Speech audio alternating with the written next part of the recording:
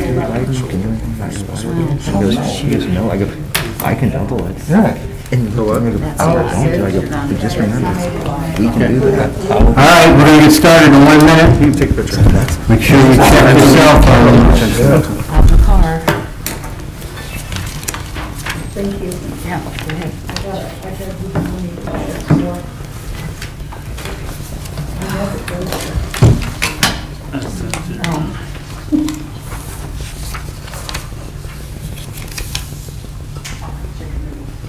Sorry, I was prepping for this. I bought me a cute little jacket there.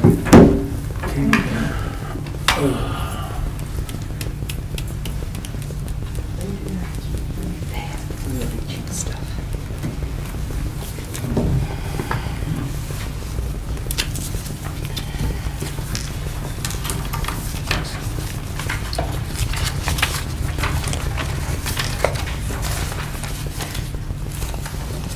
Okay, it's 6 o'clock.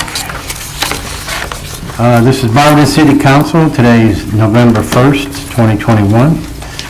Tonight is a committee of the whole meeting, but before we go into that meeting, we will do individual committee meetings. We have 4 of them tonight, and the first one up is Streets, Sidewalks, and Lighting with Mr. Greer. Thank you, Mr. President. I'd like to bring to order Street, Sidewalk, and Lighting. Today is November 1st, 2021 at 6 p.m. and we're here in the council chambers. All committee members are present. All council members are present and guests noted on my sheet. Topics of discussion, we have 1 request for legislation. A letter from Greg Tracy requesting legislation to enter into contract with Cargo Incorporated for the 2020-2021 Street, Road, and Salt Program, and emergency wording is requested.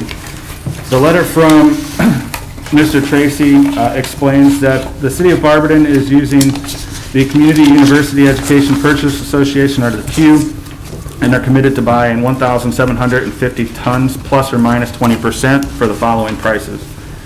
Volume dumped at $59.17 per ton. Volume piled, $69.17 per ton. And volume conveyed, $69.17 per ton. Looking back at the last legislation from last year, the bid came in actually lower than last year by, last year it was $71.89 for an average lower, $9.38 lower as an average from last year. So nothing's changed since last year other than the price we are paying. So are there any questions about the SALT program? Ms. Fry? How are we getting it? Dumped, conveyed, piled? Mr. Tracy, can you answer that? Yeah, we always get it conveyed Okay, I thought so. because of the style of our dome. Yeah, but at one point we had an excess of salt. I Yeah, we don't have believe. an excess right now, but we are Okay. adequately supplied. All right, thank you. Mr. Bevick? Actually, I was going to piggyback off of Mrs. Fry's question. So how much do we currently have on hand? Mr. Tracy? So we're probably somewhere around 3,500 tons. I mean, what we have now would get us through the end of the year, barring any, really unorthodox circumstances. Okay. We're on course for a typical preventative measures for the season. Thank you. Are there any questions from committee or council about the SALT program? Any questions from the gallery or public, department heads? Seeing none, do I have a motion to call for this piece of legislation? I'll make a motion, Motion made by Mrs. Angeloff and I'll second it. and seconded by Mrs. Fry. All in favor? Say Aye. Aye. Motion carries. Miscellaneous discussion. I reached out to Mr. Tracy today and got a list of updates from stuff that was mentioned over the past couple weeks. The AMATS projects are completed, and the city is currently working with ODOT for some minor punch items, and these jobs will close out soon. The residential road program base bid streets are completed with the exception of some utility work. The utility work includes like the water valves, the height adjustments on some of the items that are sticking up or maybe are lower than grade. The orange lot is being resurfaced today and should be striped sometime this week. They were going to stripe it tomorrow, but as we all know, tomorrow is election day, and that parking lot's used as heavily by the public, so that they're going to push that back till later this week, hopefully. And last week, it was mentioned that 4 alternative streets were added because we saved some money on some of the projects, and these streets are Silver Avenue. All of Silver Avenue was being paved, milled and paved.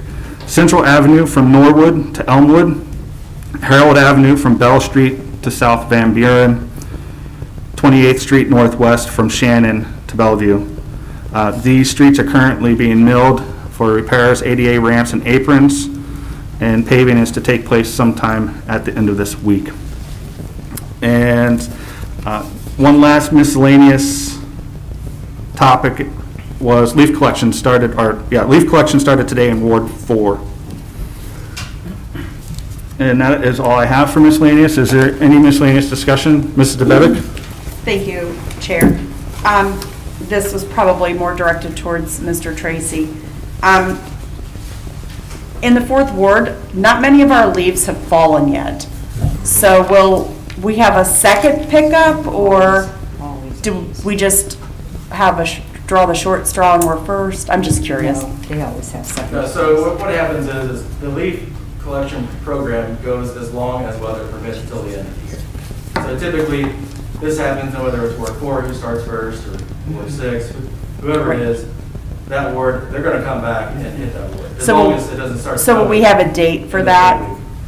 It'd be on the schedule whenever we get through all the wards. Okay. I don't remember how far the weeks go, but as soon as we can start that, then we'll start. You'll start back at the, okay, I just wanted to be sure because we have a lot of leaves around the lake and so. Okay, thank you. Mr. Heidick? Thank you, Chair. This one would be for Director Tracy as well. Director, I'm not sure if you would know the answer off the top of your head or if they've even informed you, but I've been getting asked the Worcester Road East Avenue, the State Street to that intersection there. It looks like they've done a lot of paving for that access road. Would that be open by the end of this year? Are you aware? So I don't want to mess this up. Okay. I met with ODOT last week. I was told that one direction would be open. I can't recall which direction it's going to be. And that although they were ahead of schedule previously, now they're back on schedule. So it sounds like that both ramps may not be open until next year, but they're not really giving me a definite timeline either. Okay. From what I gathered was that there was one direction. I just couldn't remember if it was going to be westbound or eastbound that was going to be opened up entirely. Thank you. Mr. Heidick, I'll tap on that. I actually just reached out to the project manager, Roy, at ODOT, and was inquiring about an update. So as soon as I get that, I'll make sure all council knows, because that's a big construction pinch point right now with traffic, and everybody's asking that same question. So. Thank you. Is there any other miscellaneous and street sidewalk lighting? Anything from the gallery? Seeing none, do I have a motion to adjourn? Motion made by Mrs. Fry and seconded by Mrs. Angela. Street sidewalk and lighting is adjourned at 6:07 p.m.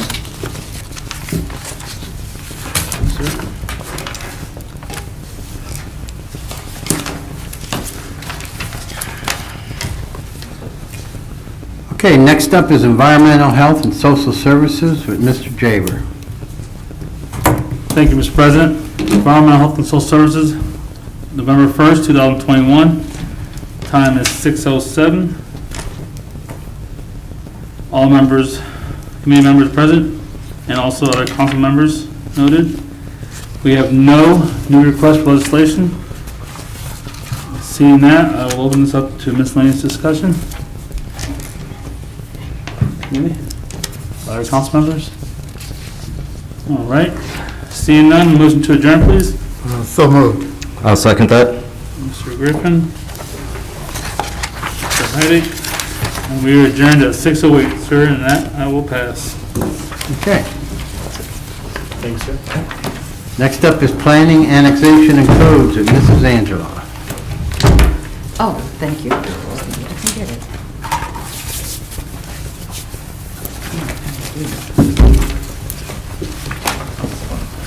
Thank you, Mr. President. I would like to call to order the Planning, Annexation, and Codes Committee meeting. Today is Monday, November 1st, and it is 6:09 p.m. All members of the committee are present, along with all of council and guests as noted on my sheet. Topics of discussion, I have a piece of legislation from a letter from Mr. Greg Tracy requesting legislation to amend Chapter 1444.15, general permit fees to include tents, permit renewals, residential processing fees, and non-residential plan examination fees. Attached was the list that he has, and these fees are necessary in order to remain compliant with the Ohio Building Code. It offsets costs related to operating expenses and remain consistent with other Board of Building Standard stakeholders. And the changes on the attachment are in orange. And if you have any questions, you could relate the questions to Mr. Tracy. I believe every time that the general permits go up because of the Ohio Building Code, then we have to be in compliance with that. So I think this has happened before. Do I have any questions from anybody from the committee? Mr. Greer? Thank you, Chair. It was mentioned that these needed to go up in compliance with Ohio. Is it needs to go up with compliance or to stay compliant? To be able to remain provide compliant with Ohio Building Code. To remain compliant with the Ohio Building Code. Mr. Tracy. Go ahead, Mr. Tracy. If it's okay, I'd like to just run Sure, through all of them. sure, that'd be fine. They're not all based on compliance. Okay. One is specifically based on compliance, so. Okay. I'm going to go ahead and start on I think it's the second page. Second page. The permit renewal fee in red. It's showing residential, non-residential. So as the building commissioner has been processing things, looking over things, he noticed a section in the revised code that states one extension shall be granted for an additional 12-month period as requested by the owner, at least 10 days in advance of the expiration of the approval and upon payment of a fee not to exceed $100. So historically, we have extended permits without collecting a fee. And the state wants their 1% and their 3% residential, 1% for residential and 3% for commercial. So because this says that we have to do it, that there needs to be a permit in place and there has to be a payment of it, a payment for a permit, we have to put something in place. So what Roger put together here was $100 for non-residential and then $50 for residential. So when you get a permit, you have a permit for a year. So if you don't do what you got a permit for originally within a year, I mean, we have to do some work on the back end to make sure that everything is still the same as it was a year ago. So that's the purpose for the fees, for the permit renewal fees. And I think I said revised code, I'm sorry, I meant the building code. The building code. Chair, Yes. just go for ahead, Mr. Day. clarification, are you talking the Barberton Development Code? The Ohio Development Ohio Code? Building Code. Thank you. Thank you.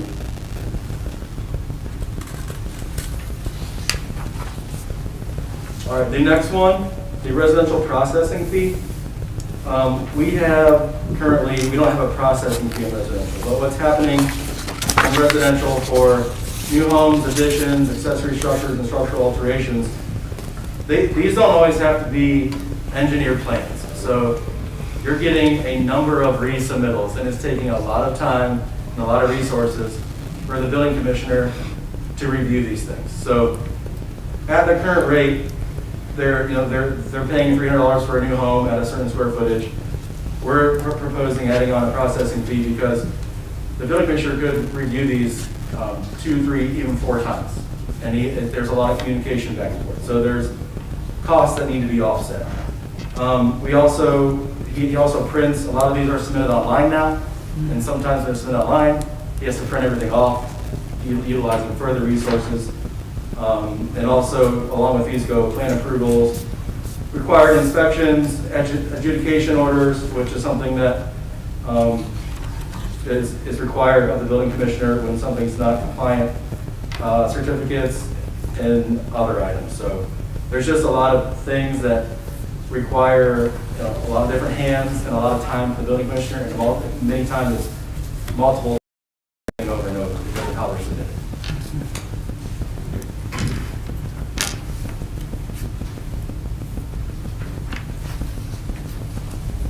The plan examination fees, this is mostly based on the fact that we're getting a lot of requests for electronic fee reviews. So when people send in plans, a lot of times they'll want to send electronic plans, and we didn't have at the time an individual to accept electronic plans to review them electronically, and now we do.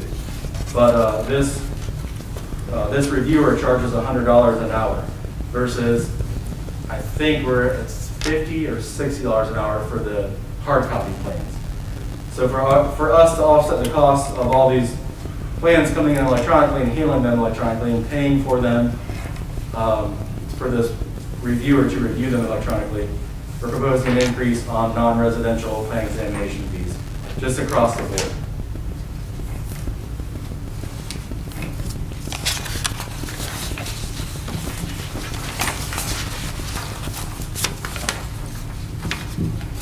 And then the last one was tents. So previously, it was just a $50 flat fee for tents.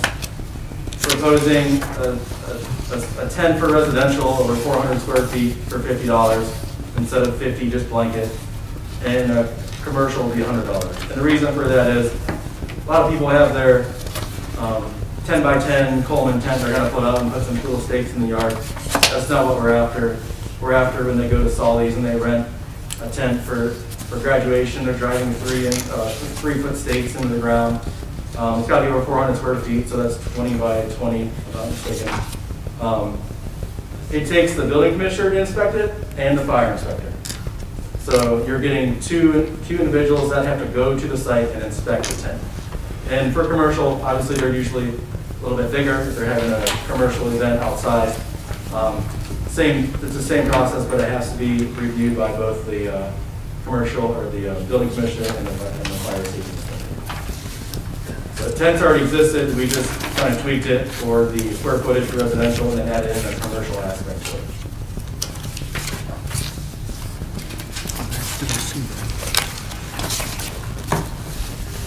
Okay, any other questions? Mrs. DeBevick? Thank you. So for the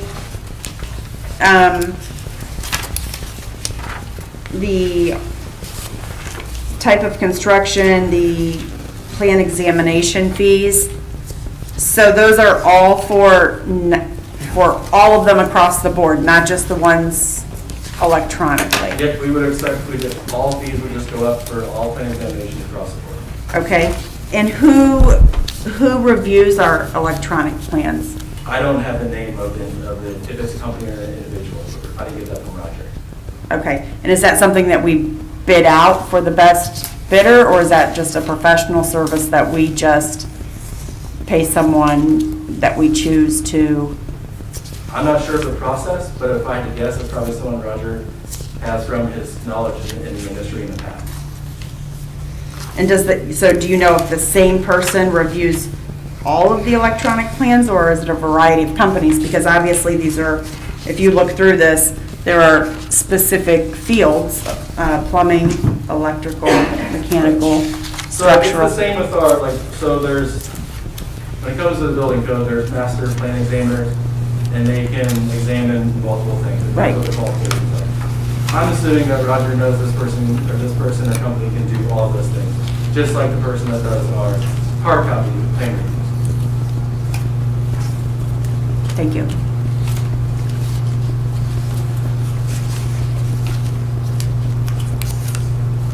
Any other questions? Mr. Greer? I'm sorry, I You was were gonna sit thinking- on this, but- You were thinking, I was hesitating because you were thinking.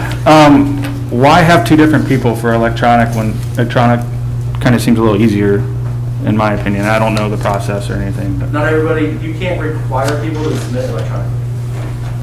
Right, but why wouldn't that come just to the same process as the printed? Why would we pay somebody else? I'm not following. Am I not? We can't, so the person that does our hard copy reviews does not have the capability to do electronic. Can't look online? No. They don't have the capability to do it. Okay. Ms. Angela, I'd like to look at that process in person myself, please, just eventually, I'll just let you know. Thank You'd you. like to look at what process? That process with the planning department, just to see, understand how that works. What's the With the difference? building department? Yeah, with what is the difference between an online and a physical form, and why would we go outside? What, you know? Well, if the person doesn't do the outside, then, you know, I mean, you have two options. So whoever Roger has that looks at those plans, if he doesn't have the capability of electronically doing it, then it has to be hard copy.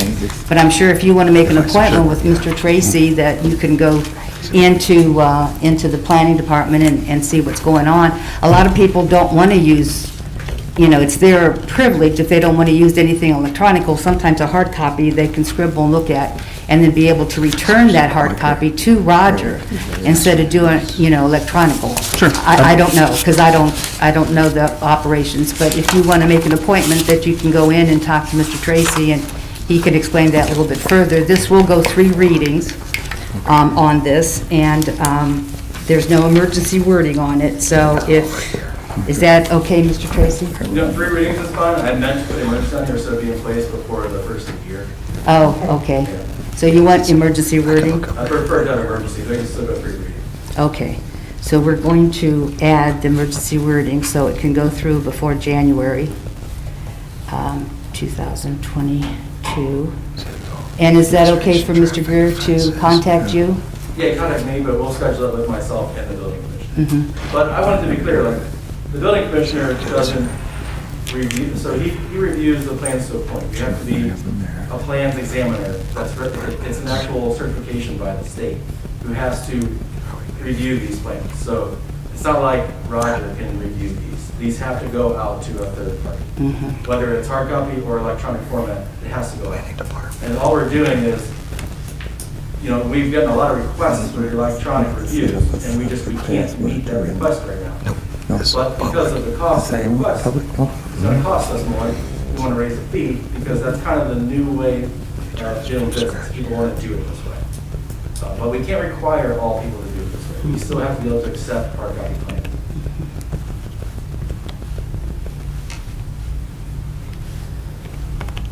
Go ahead, Mrs. Bevy. Thank you, Chair.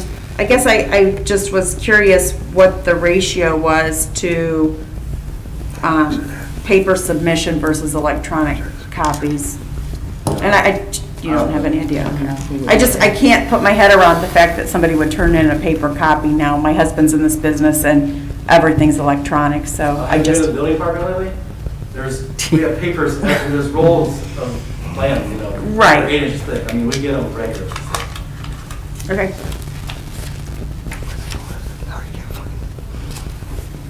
So Roger doesn't sign off on this. This is someone else that has the state. There are certain aspects of those commercial plans that Roger is Can't not do. qualified, nor any building commissioner, if you don't have a plans examination. Plan examination. certification.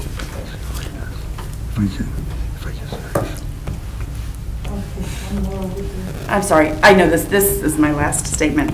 So what does it require to become certified as a plans commissioner? Would it be advantageous for us to pay our building commissioner to do so? It's a completely separate classification in the world of Ohio building certification. Okay, fair enough, that was just I was just curious.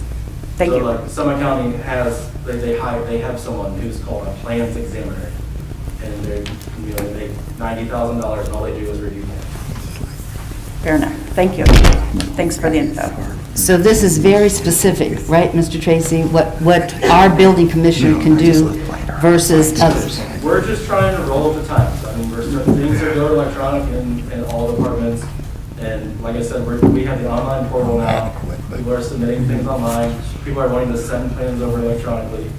And to have them reviewed electronically, it just costs more. So we want to cover that cost on our end. If we don't, we're just going to lose money if we're paying an electronic plans examiner a higher fee than our hard copy. Okay, very confusing. Any other questions from anybody? Okay, and any questions with adding the emergency wording? This goes to the committee. Anybody have any? So it can get started in January. Nothing? Okay. Do I have a motion to call for this? I'll make that motion. Mrs. Coburn first. And I'll motion. second. Mr. Greer, second. All in favor? Aye. Okay. The next piece of legislation I have is a letter from Trevor Hunt, our planning director, requesting council to adopt a moratorium until the adoption of the new development code on the issue of zoning permits for used car lots, mini warehouse, limited indoor storage, and the dollar stores within the city of Barberton, with the exception of permitting mini warehouses within industrial. And the use would be I-1, I-2, I-3, or I-U zoning districts. The Planning Commission had met on October 20th, and it's their recommendation to City Council on the moratorium. This moratorium will work in conjunction with the overall review of the Barberton Development Code and the city neighborhoods. I'm going to let Mr. Trevor explain this. Thank you, Councilwoman Angela. Council, just wanted to provide an update. The moratorium from last year was scheduled to expire at the end of this month, November 30th. We had conducted a lot of research, especially around the entertainment device arcades. That was handled, as you may remember separately at last week's council meeting. So that was kind of the biggest thing that we were surrounding our attention around. We did put some attention around the mini warehouse issue, and we did not believe it was a good use to continue a moratorium in industrial zone classification. We didn't want to penalize industrial businesses that maybe had a need for mini warehouse storage. And to kind of cut to the chase on the other three districts, or I'm sorry, the other three uses: dollar stores, limited indoor storage, and used car sales lots. We do want to study those with more attention. I did speak to a couple other cities surrounding the city of Barberton and how they handle these issues.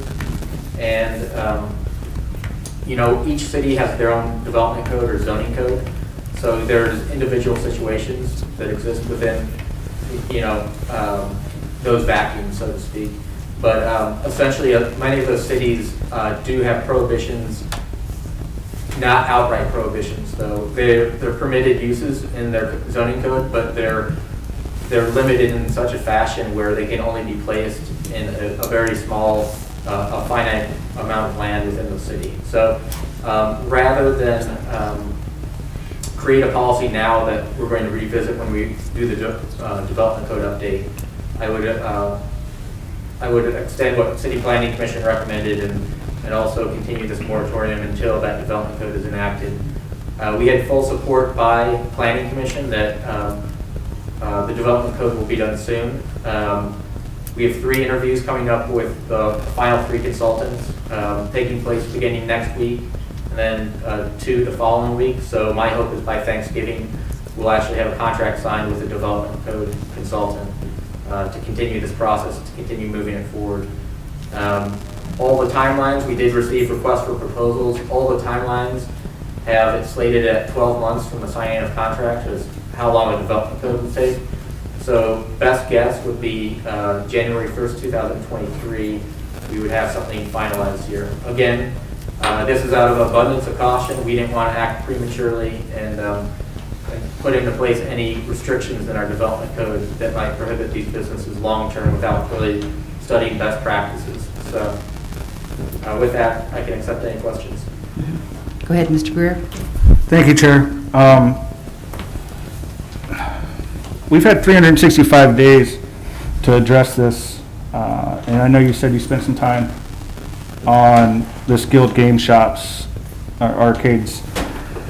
What progress have we actually made towards revamping our development code in a year outside of just getting proposals? That's something I would have imagined we would have got day one, or at least within a couple months of. It doesn't. So it does take some time. I wrote a draft RFQ back in the springtime. Because we are using CDBG dollars, it needed to be an RFP. That was something I was unaware of when I drafted the RFQ. So that was something that was reissued, and between some time out of the office for some other issues and waiting for responses from others, it did take some time.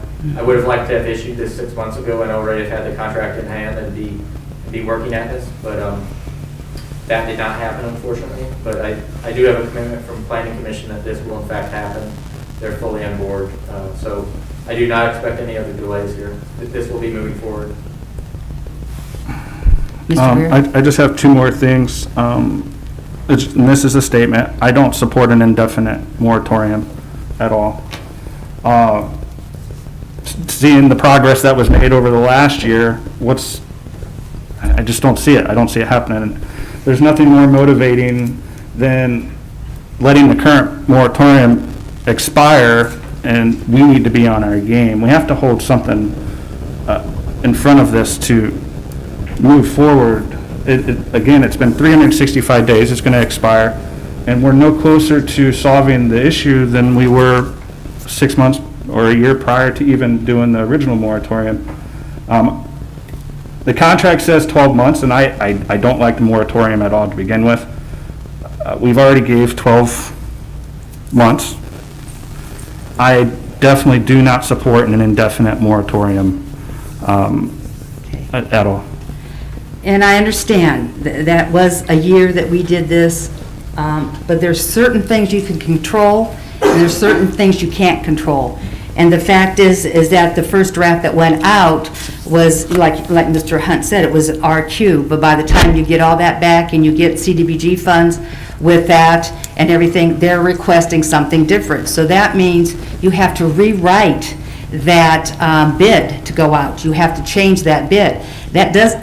It's easier said than done. It takes a long time because if you're using CDBG funds, there's certain things you have to be able to show them. And so that they had to change the RQ to a RFP, and that takes time to go through that. You know, you had circumstances that you just couldn't control.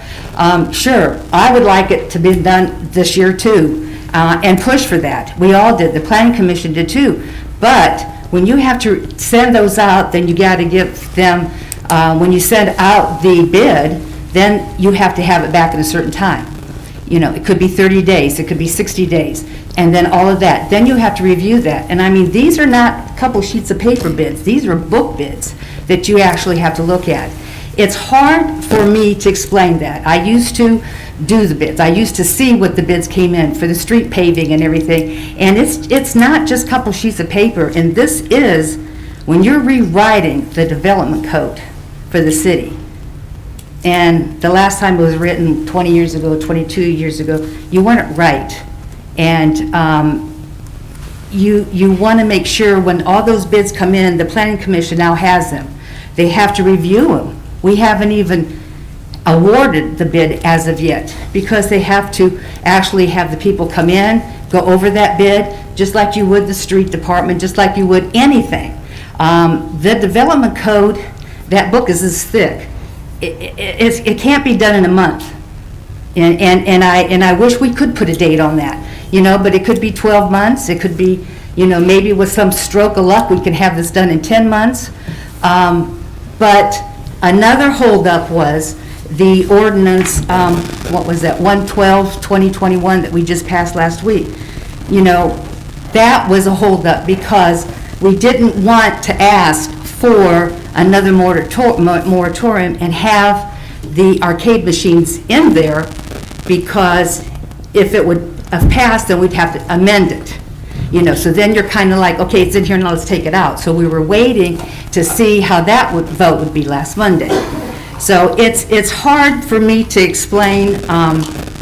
Nothing is done overnight, and, you know, the planning department is working the best that they can with the people that they have, very qualified, but a bid process of the building department code, the development code, is huge. It's not like paving streets or anything of that sort. It's almost, you can almost put that into like utilities. When they go and have $1 million grant and they're going to do wastewater treatment plant or water plant, that's huge. That's huge. And unfortunately, I would have liked to see it happen this year, and hope we'll see it next year. And I think that's what we need to go forward with the city. We need to have some input from other communities and from this bid, and see how we can take a step forward with this. Yes, go ahead. I'm sorry, I have, how does these moratoriums affect secondary uses? Does this affect them too as well? I don't know what a Secondary use businesses. Oh, you mean like... Not a primary business of, let's say, a car lot, but a secondary use.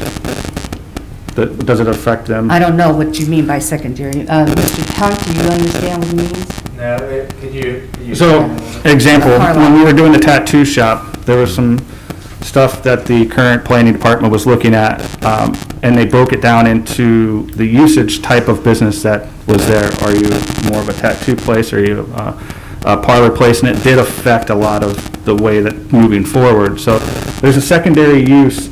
So I'll give you an example. And I'm sure a lot of us have seen it, know people, but I've had two businesses that are looking to expand their business. Both of them are not car lots, but they're in that same general market.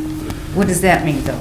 Specify what you mean. It's not used car lots. Auto detailer and a programmer, right? So they program computers on cars. Their secondary use would be to, if they get a car in that they can flip, sell, and fix up and sell, then that wouldn't be their primary business, that would be their secondary business. However, those businesses can't move forward. I know one of them was told no, that they can't sell cars at their current location. And I don't mean like full-blown used car lots. I mean cars that come in, maybe are insurance claims that they could fix up and they can turn around for some money. Those would be considered secondary uses. It wouldn't be their primary business, but they would require a dealer license. They would require, I'm asking if they would have to be required to come to the city to get permission to sell cars. I think you have to sell so many cars a year in order to get a dealer license. I'm not sure. I believe it's 10 now. Yeah, I'm sure you can So I know a sell lot of them cars. could flip more than that, but they can't currently with this. One of them just reached out and said that they were getting ready to submit for the application process because this was going to expire. With this, they wouldn't be able to do that. But these are not the type of businesses that we're wanting to stop to redo the zoning code. So that's why I was asking, is there a way for these smaller businesses that we currently have here that want to expand their business to be able to expand in the area that we're telling them, we're getting ready to put an indefinite block on? Well, it's really not indefinite. It is indefinite. Give me a date, and if you can't, it's indefinite. Well, I think he said by January 2023. Chair, may I just interject really quick? Go ahead, Mr. Heidi. Thank you. I wanted to help with the secondary use kind of thing there. When Councilor Greer brought up the tattoo shop, think secondary use is, one of the examples was, there is a beauty shop that does blading, the microblading for like eyebrows, which is considered tattooing. But because it's a beauty shop, they're allowed to operate where beauty shops can, because their primary thing, even though it's a service offered, it kind of horizontal in the business to do those. But the person doing that has to have the same qualifications as a tattoo artist, if that makes sense. I was just trying to clear up what the secondary use meant there. Kind of like a horizontal thing in your business, that, yeah, you'd have to do this, but that's not what you do. Every day. Yeah, that's not your everyday thing. So places in certain zones can do things, and then there's a secondary use pretty much within the same industry. Now, you couldn't open a complete blading of eyebrows and that's it in downtown Barberton, because that would be tattooing, essentially. But if it's part of that beauty shop, that's where that came in. So I don't know if that helps or anything, but... Go ahead, Mrs. Colby. Well, if you're talking 10 cars, 10 or more cars, then that becomes the used car lot, no matter how you look at it. If he's selling more than 10, So you're saying that the secondary uses would fall under the moratorium? If he would sell 10 or more cars a year. Well, sure. And, I mean, 10 cars for a business to flip is not very many. They're not, But he's used not car in the lots sell business. hundreds of cars. He's not in the used car lots. He's in the business of detailing, and so happens to have a car that he's gonna sell. So his number one business, his primary use is detailing. So he could sell up to 10 cars a year, because he is not a used car lot. So there's distinction right there between the two. Okay, I'll just request that we look at, well, I don't think we know a definite answer on that, but I'm happy to work with somebody to try to answer that. We have 2 current businesses trying to expand, and they can't, and it's definitely, they're not these used car lots that we're thinking of. They're just a small business. Mr. Best, now he's on the planning Two commission. things. First off, I've been through 3 mayors on the planning commission. We've tried to do the development code for the last 15 years. This is the first year that the mayor came up with money to do this. So we have been trying to do this for 15 years. But we've had 3 mayors, 3 planning commissioners, 3 planning directors that we tried to get this through. This is the first time we've had the money. And that's the one reason we have been waiting, because it's better than money to come up with. Second thing on that other deal, you have to check the zoning code, because you may have the right to do detailing there, but according to the code, you might not be able to sell cars there, because you have to look at the, and that might be why we turned it down. Depending on use code, you might be okay to do this, and not this, which would be a conditional use permit, which we don't do like. I appreciate it. I don't support anything other than a time on this at all, and that, I wouldn't even look at it if it don't have a time on it. Mr. Jaber? Thank you, Ms. Chair. Mr. Hunt, has any other car lots reached out to, or dollar stores reached out to this year?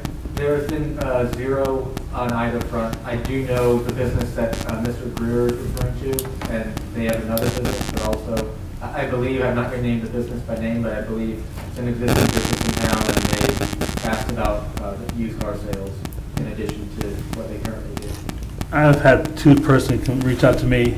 One is in my ward, another one's in Ward 3 for a car lot.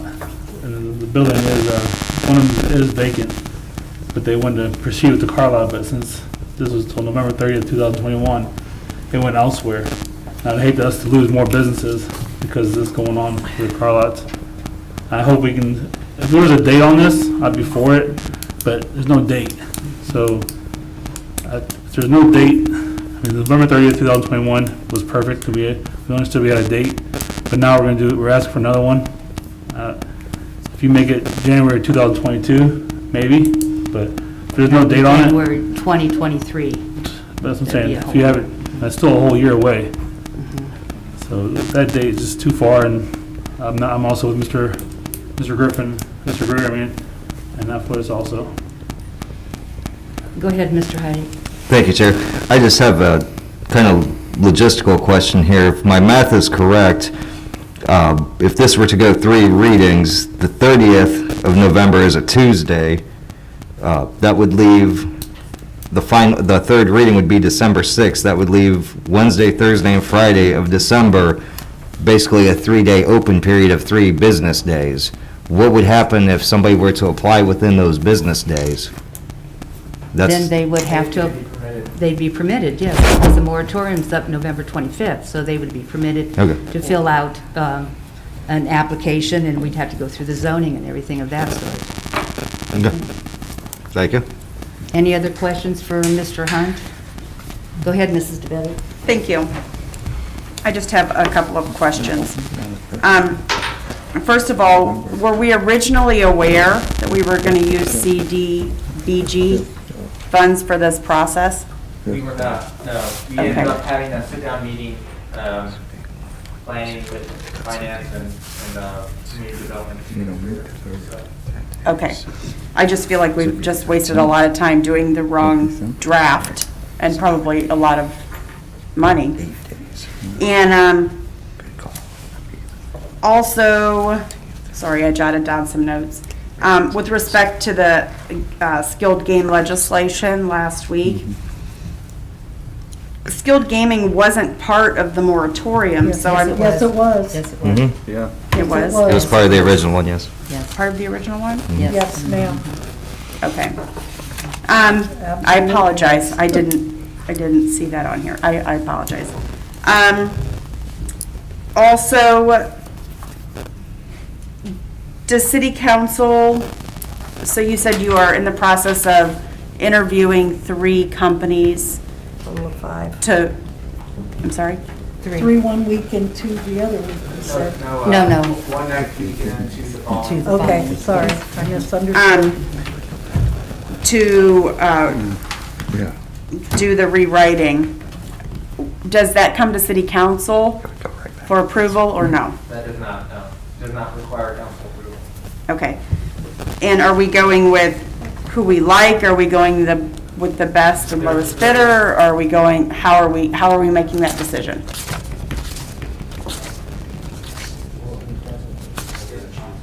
I think we have to have it to enter into contract. Yeah, So we, it will, I take that back, it will be coming for. I believed it was council, supposed so to. use that.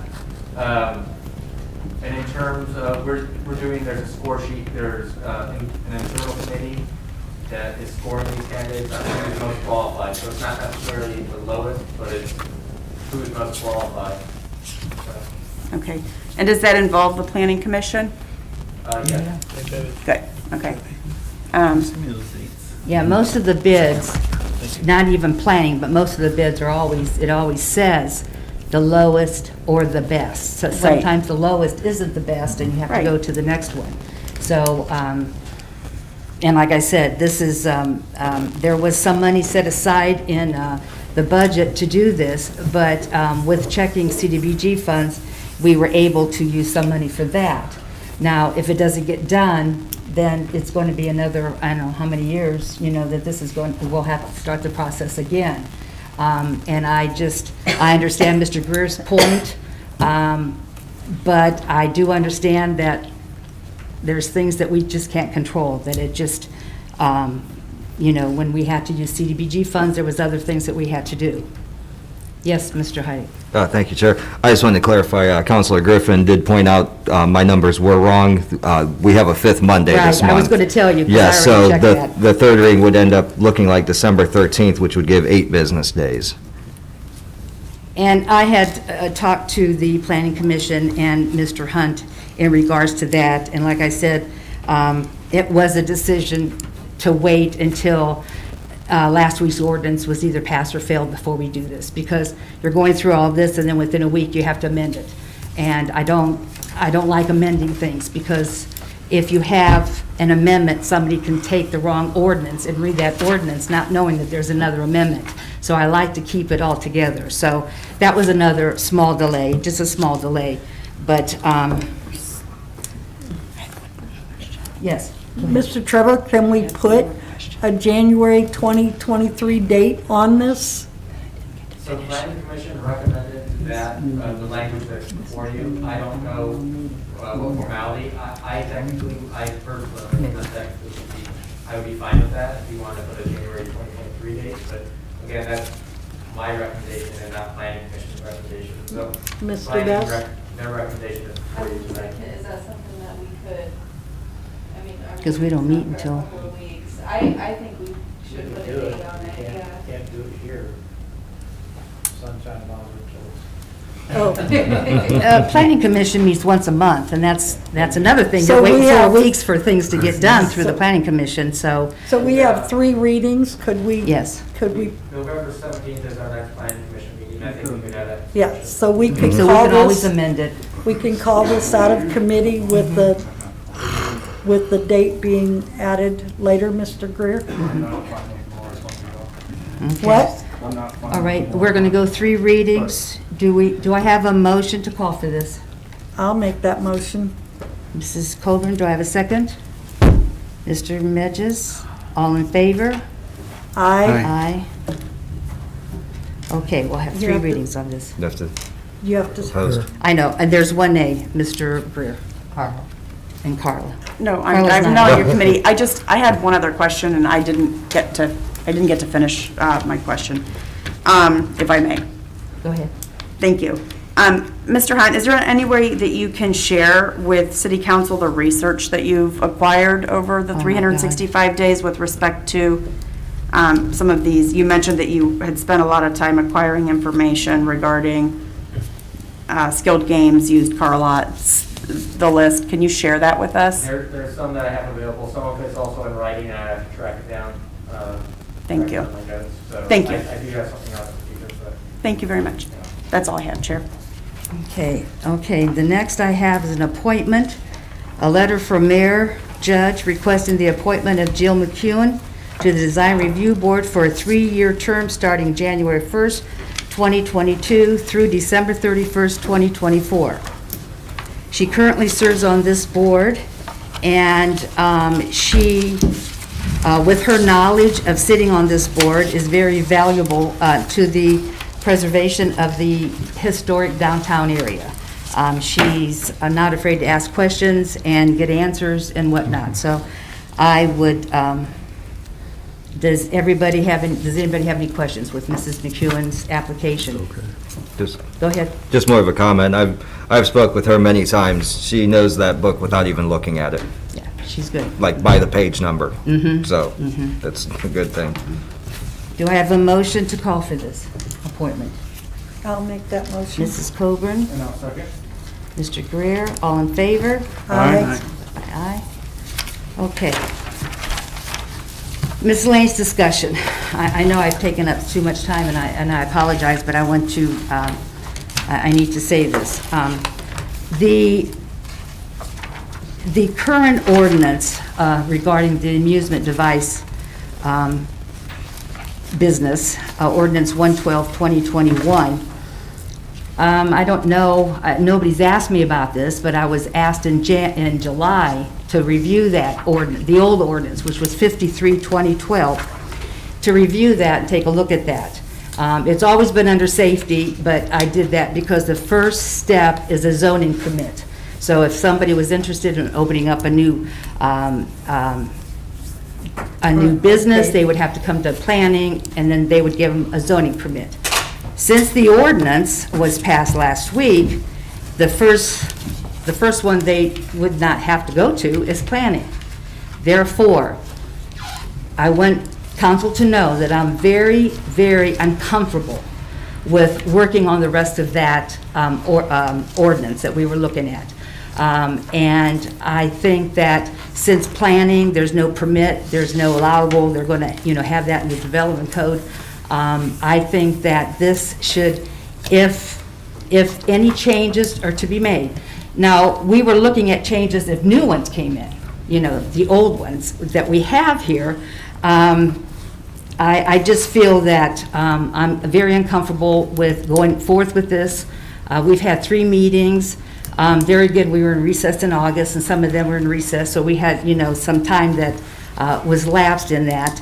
But when it came down to a zoning permit, that's no longer part of that, then I think that if safety wants to take the new ordinance and rewrite it, I think Mr. Greer had something in March. He had a piece of ordinance that was withdrawn.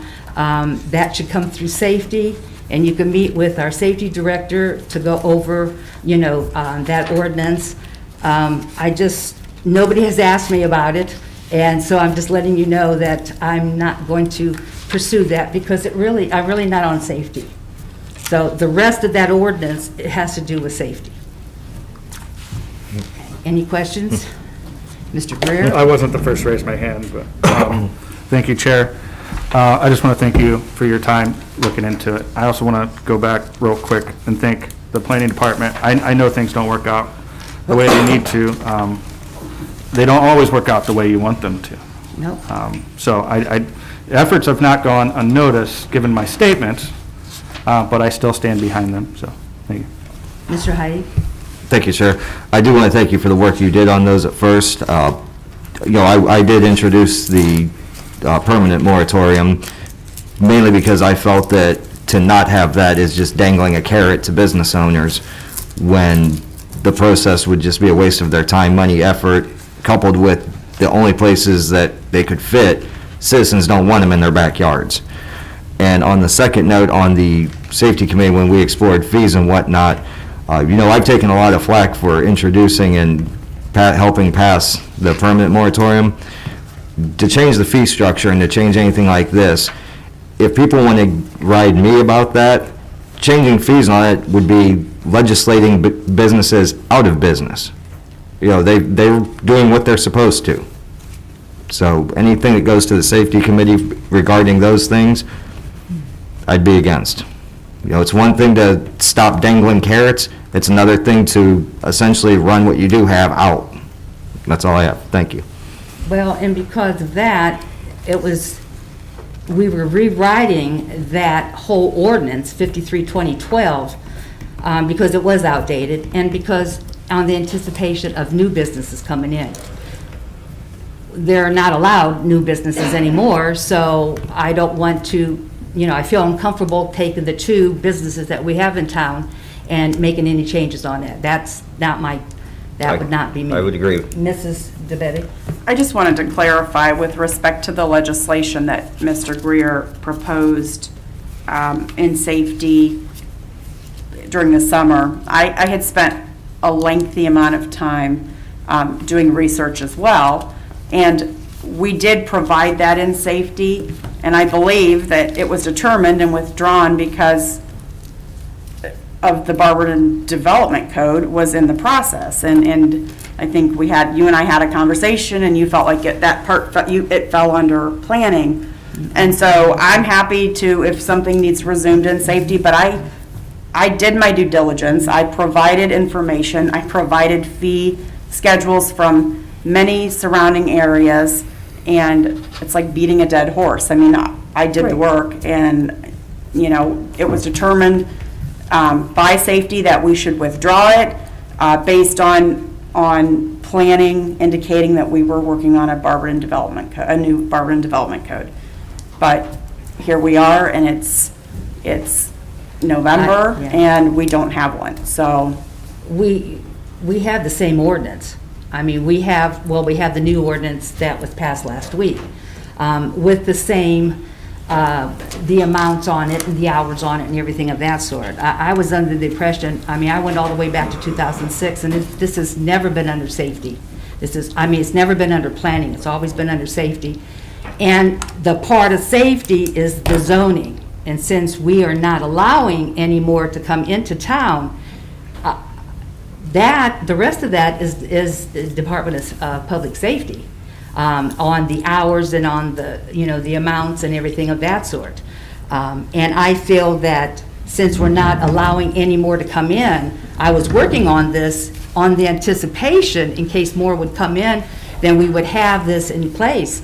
But since last week they're voting on that, they're not coming in. So zoning is done. They can come up to zoning and we just say, no, it's the ordinance, and give them a copy of the ordinance. Changing anything else, that would have to be done through the Director of Public Safety. And I'm not on safety. And I feel uncomfortable making any type of changes on that for the two that are grandfathered in. Do you want to say anything? Okay, Mrs. Doherty. I didn't even look over there to see if you had your hand up. Go ahead. Mrs. Chair of Safety, and Nina did call, Mrs. Angela called me today, and we discussed this, and I agree. I am not, for the record, in favor of increasing fees for the two existing or altering the hours, either making them longer or shorter. I think that just leave it the way it is since those are grandfathered in and they've been operating this way for quite a few years. I don't see the need to monkey with what we have, with maybe a few minor exceptions that I can talk to you about later, but they're very minor, and that's all I have to say. I agree with Mrs. Angel. Doesn't make sense. Yes, Mr. Hyde. Well, thank you, Chair. Between your work and the Safety Chairwoman DeBevick's work, everything is much appreciated. The section still lives and breathes in our development code. We are free to, whenever the people that are going to rewrite it say, we want this section reviewed, we want it to make sense, we are free to give our opinions to it. The ordinance that we passed is one sentence that can easily be an ordinance that's repealed at any given time, and that entire section goes back in force. But to have it like this, is a clear-cut path that if the development code rewrite deems, through our opinion or through them, that things need changed with how they're zoned, with location restrictions, with all sorts of bells and whistles, we can easily repeal one ordinance. But I think if we're going to rewrite the development code, the work Chairwoman DeBevick's done, you, Chairwoman Angeloff, you have the data now, both of you, and between everybody else on council, that when Director Hunt does contract out the development code rewrite, we can give them that data and say, look, these have been running in circles here. What are your best practices between the data that the two of you combined have? And when that code comes back and they say, yes, this does look wrong, this could be this could be this, a simple passing of that and a repeal of that in one night and everything's fixed. But I think that the work that the two of you have done is not in vain. I think it is going to be very helpful to give to whatever consultants hired and say, these were things that we're serious about. The section is still there. Help us modify it. Thank you. Thank you. I'm not afraid to do work. I have a folder, let me tell you, the meetings and whatnot. It's just that it was on the assumption before you requested that. And now that that's requested, I don't see the point with having, the two of them. So that's all I have to say. And do I have a motion to adjourn? I'll make a motion to adjourn. Mr. Greer, I'll second. second. Mrs. Coburn, and we are adjourned at 7 o'clock. Thank you. Thank you. Okay, next up is Finance and Personnel, Mrs. Fry.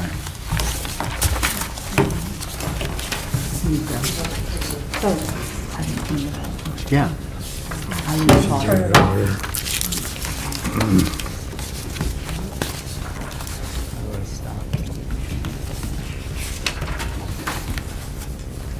I didn't stop it.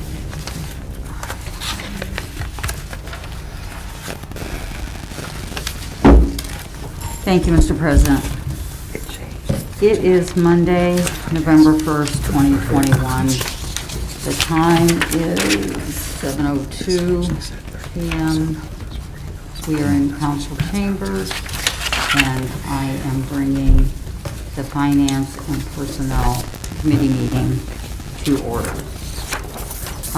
All members of the committee are present, as well as all council members and guests as noted on my agenda sheet.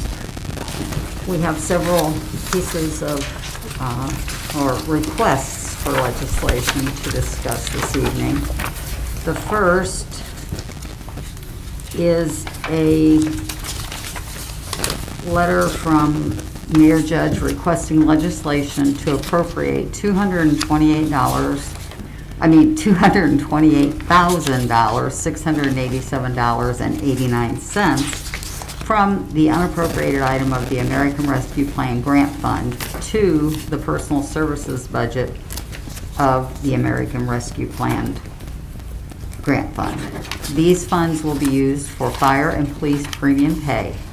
Fire will account for $126,507.89 of the premium pay, and the police department will account for $102,180 for premium pay.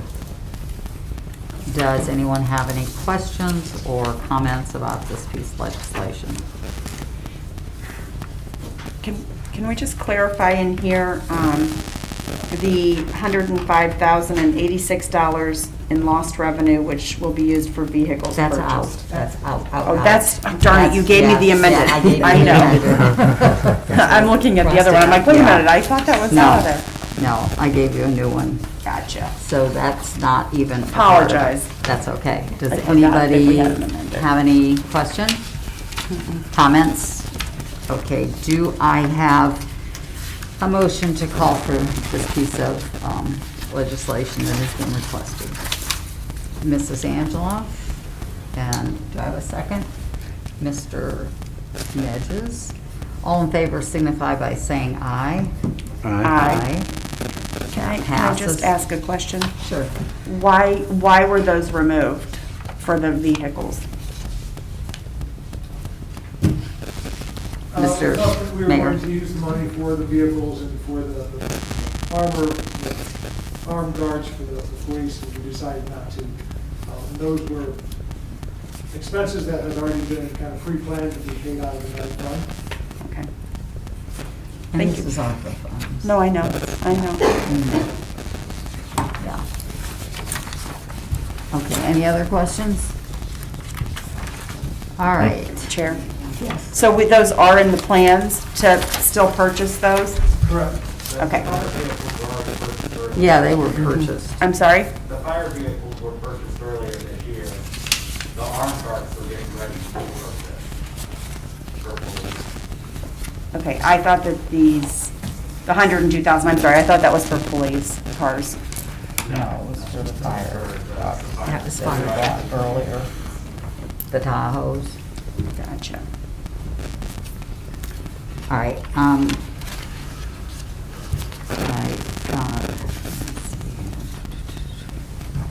the following three legislative requests are due to the workers' compensation true-up and the rising cost of fuel throughout the year. Emergency wording and one reading are requested on each so that we can enter the purchase order for fuel to last us through the end of the year.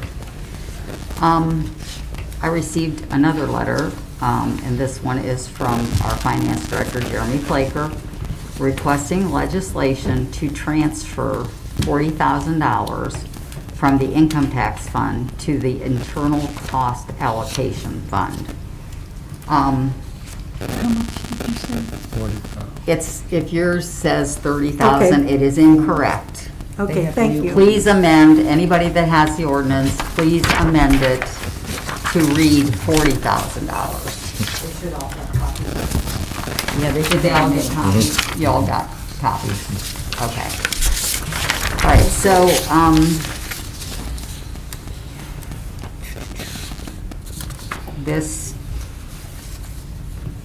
does anyone have any questions about this request?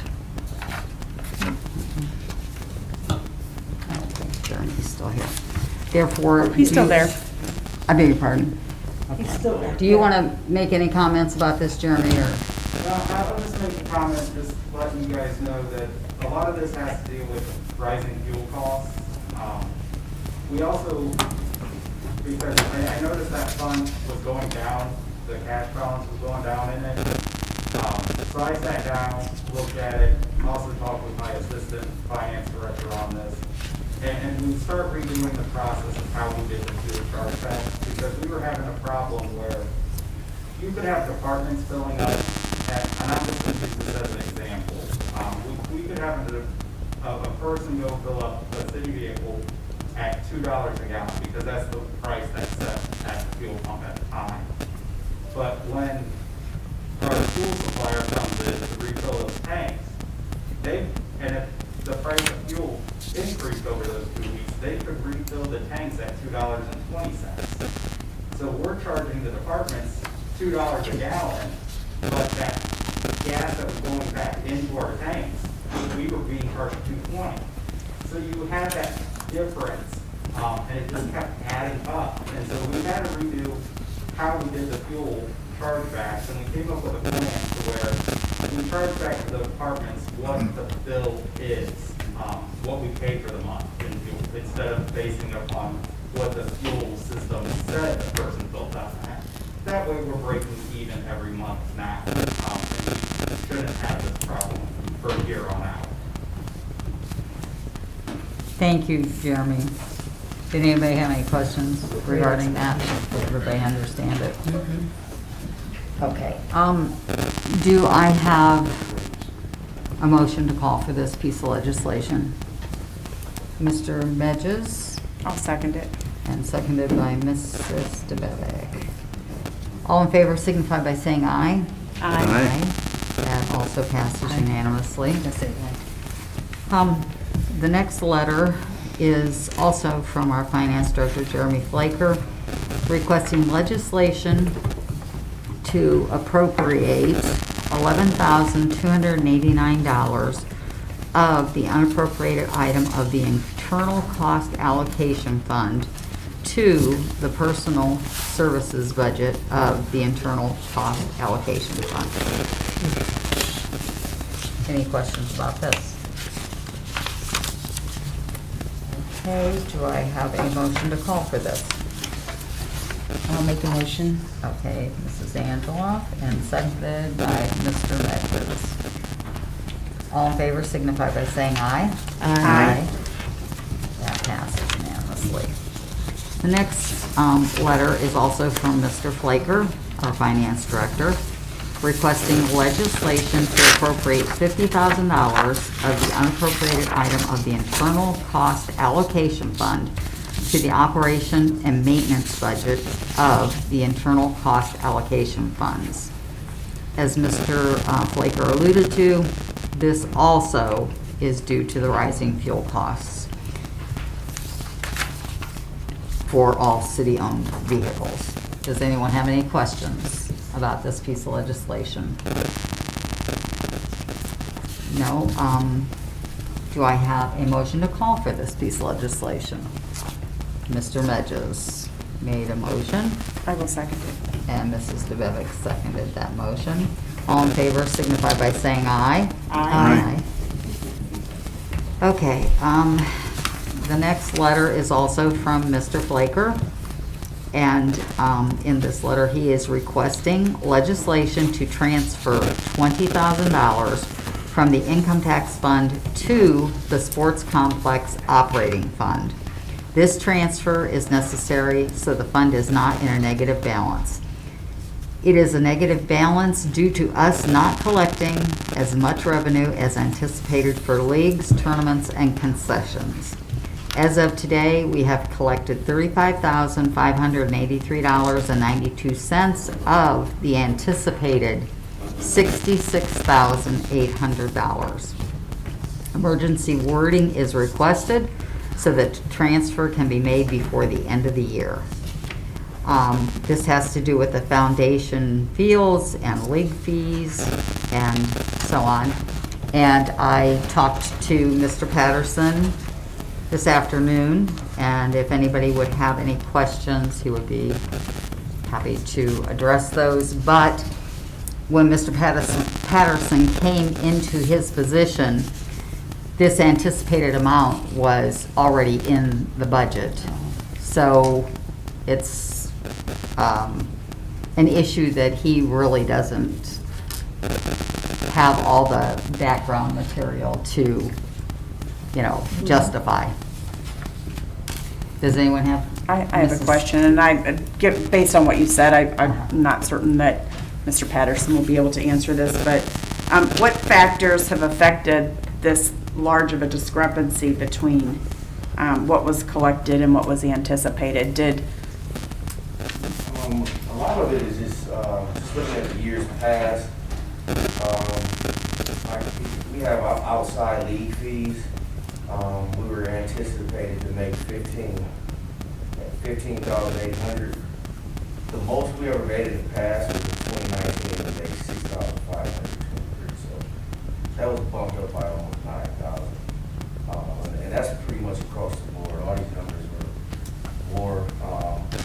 I can tell you personally, not having a silver league here is a big hit of this. I made the contract for them in Canton, and that contract was about $15,000 for the year. So that's a big hit. As well as our pricing. I'm in the process of revamping things, but our prices, we have the highest prices around by far. A 2-day rental for us on Saturday, Sunday is $1,400. My best complex in Canton, we had overhead netting, we had heating, cooling units, we had locker rooms, we had Wi-Fi. That same rental was $1,000 for 2 days.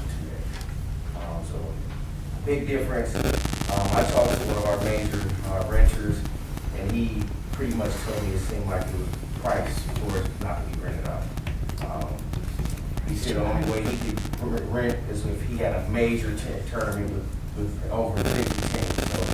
So, I actually sat down and met with him next week to get stuff going for next year and work on the pricing. I've created all the pricing in Canton, and I called around the country and it's, you know, dealing with some vendors.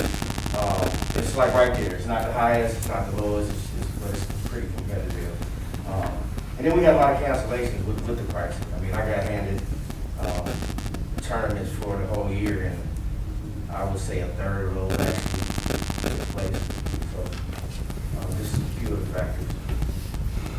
Thank you. Thank you, Mr. Patterson, and thanks for talking to me this afternoon, Mr. Jaber. Thank you, Chair. Who sets those prices for rentals and? Lisa was the head of the Parks Department, and at that time, I think Lisa McLean. Parks Commission. Yeah, What did you say, who set them, or who Yeah. put this money in the budget? No, who sets those prices? Oh, Parks. the Parks Commission I would does. think No, not Lisa Lisa. probably set the prices and then got approval from the commission. That would be the normal part of the process.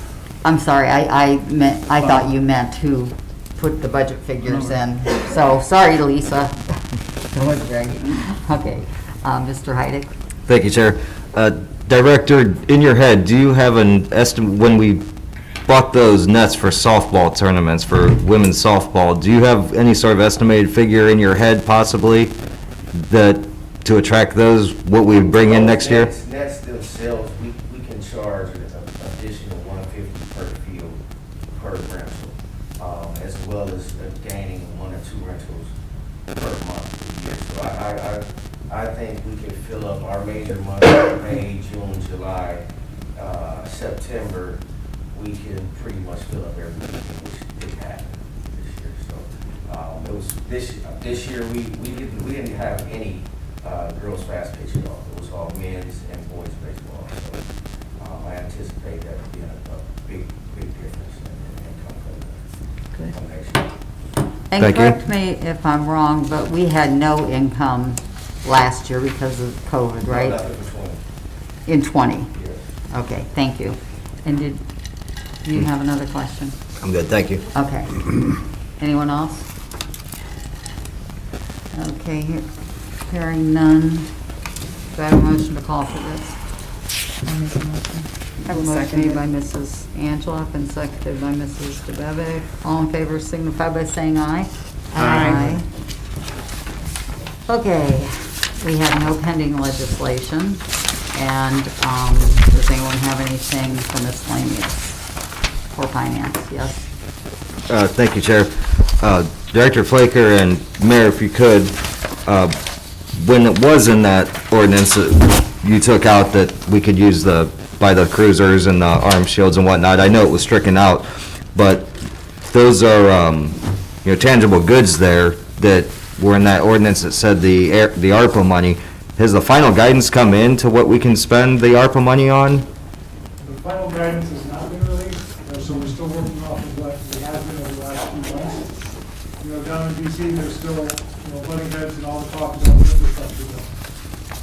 So the timeframe to use the money has not changed, but they have not come up with that final guidance. With what has been presented and voted out of committee and finance for the premium pay, that has specifically been stated in the guidelines. So we feel confident that if there's an audit, that we're fine with that.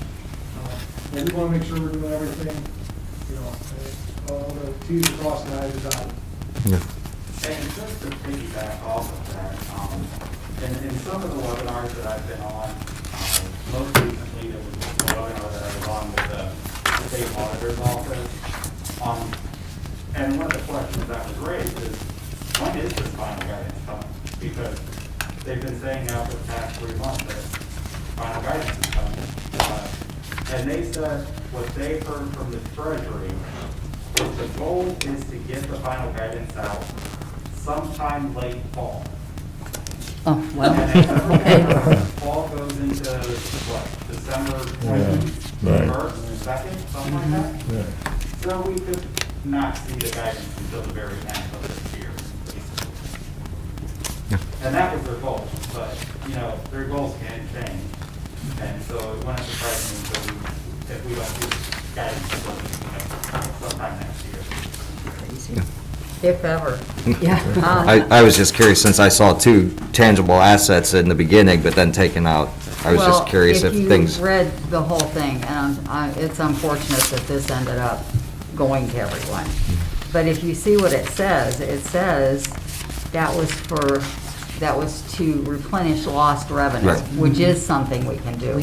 And by doing that, it would have paid for the items that are in here. It's not Right. like we were dispersing this money to buy vehicles and Sure. buy shields and what have you.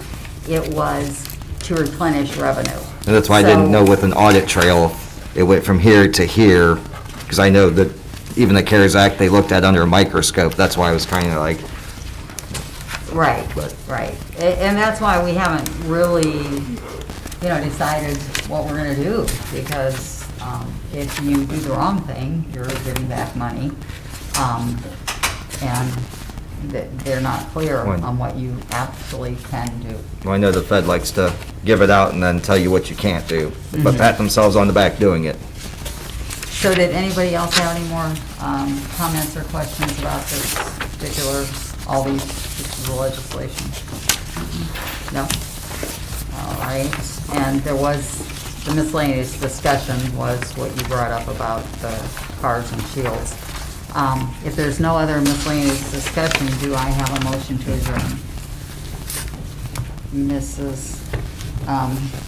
DeBevick, and seconded by Mrs. Angeloff. And we are adjourned at 7:25. That's what it looks like to me. Okay, thank you. Thank you. That concludes our individual committee reports. We will go into committee of the whole in a couple minutes. We'll take a break.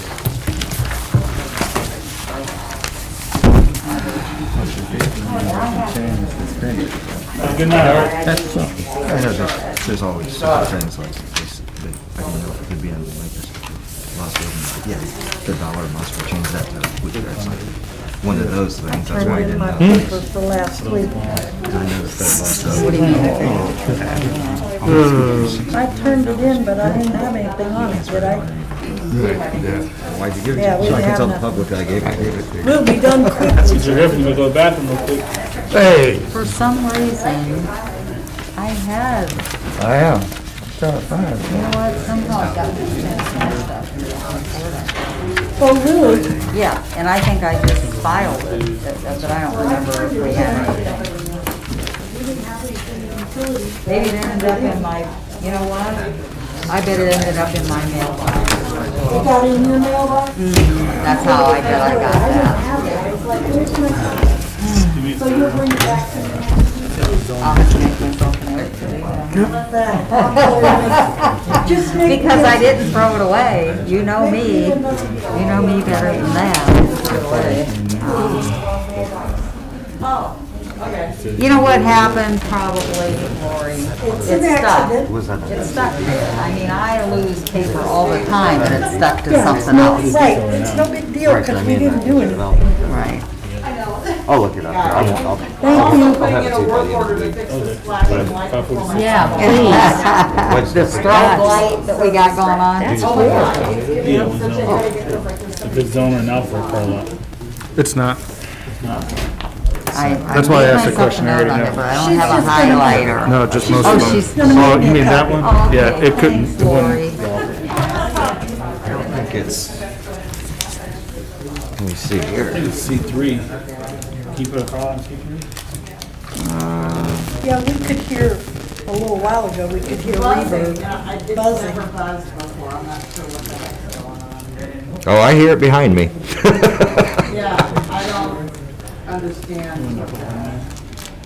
But you didn't have, I don't know if you said you just Dude, But now that we No, know- they I used have to to do do it. it and bring it back to us. We can't do it. Building commission has to do it. No, Bill, planning. I mean, if that's how you have to do it, you have to do it, but. Yeah, planning commission.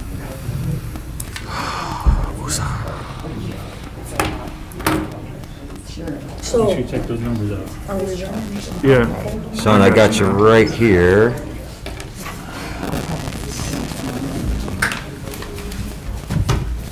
I can't be, I gotta be at the hospital at 5:30 on Wednesday morning with my daughter. Where's she going to be? He's doing that behind it, the bug place to see. Oh, city. Yeah, they're gonna do it in Barberton, but Barberton can't do it, Cars? doesn't have an opening for every I'll 2 check weeks. that, 'cause And their doctor that I have to dig through. But I should said have that as soon easy. as possible, and they said That's Ward 3, Mr. Griffin. because she Yep. was By your house, too. Oh, yeah. I love Parker, he's a good dude. I love Parker. Oh, he's a great dude. Love that He's trying guy. to expand. So she's going to do outpatient and come back. Be, And he literally was you're like, going to do laparoscopy? I know 2 businesses there. Outpatient is 24 hours. Yeah, so she'll said take. he's only doing 100 cars a month. No, but it's, you, I hope it I goes just well. hope yeah. that she's I mean, out when of you work pain. on cars, a lot of times you pick up a She car, has been in so you know, much. whether it's insurance, bought off insurance or Okay, let's get started here. a deal. Today is Monday, November 1st, 2021. This is Barberton City Council Committee of the Whole meeting. I call this meeting to order at 7:24. Please stand for the Pledge of Allegiance. Allegiance to the flag of the United States of America and to the republic for which it stands, one nation, under God, indivisible, with liberty and justice for all. Okay, citizens addressing council. Do we have anything up there, Mrs. Angela? All right, we'll go right into the committee reports, and we'll start with you, Mrs. Angela. Planning, annexations, and codes. Thank you, Mr. President. Planning, Annexations, and Codes met this evening at 6:09. All members were present, along with all council members and guests as noted on my sheet. We have a couple pieces of legislation. The first request is a letter from our our Service Director, Mr. Greg Tracy, requesting legislation to amend Chapter 1444.15, General Permit Fees, to include tents, permit renewals, residential processing fees, and non-residential plan examination fees. There was a schedule that hopefully everybody received. There was a conversation about permit fee on the extending it. You can buy it, you can get a permit, and it's good for 1 year for residential and non-residential, and this way they could change that. I'm not sure here, let me think. There was processing fees. We talked about the electronical versus the hard copy, and for plans. And I think everybody pretty much has their questions answered. If not, you can always contact Mr. Tracy.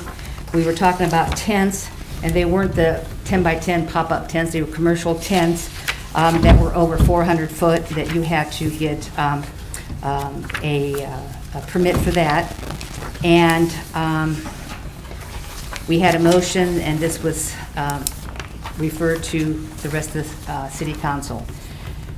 The next letter, we had a letter from the planning director, Mr. Trevor Hunt, requesting council to adopt a moratorium until the adoption of a new development code on the issue of zoning permits for used car lots, mini warehouse, limited indoor storage, and dollar stores within the city of Barberton, with the exception of permitting mini warehouses within industrial. And that use would be an I-1, I-2, I-3, or an IU zoning district. We had lots of discussion with this, explained that the first draft that went out was an RQ, and when Mr.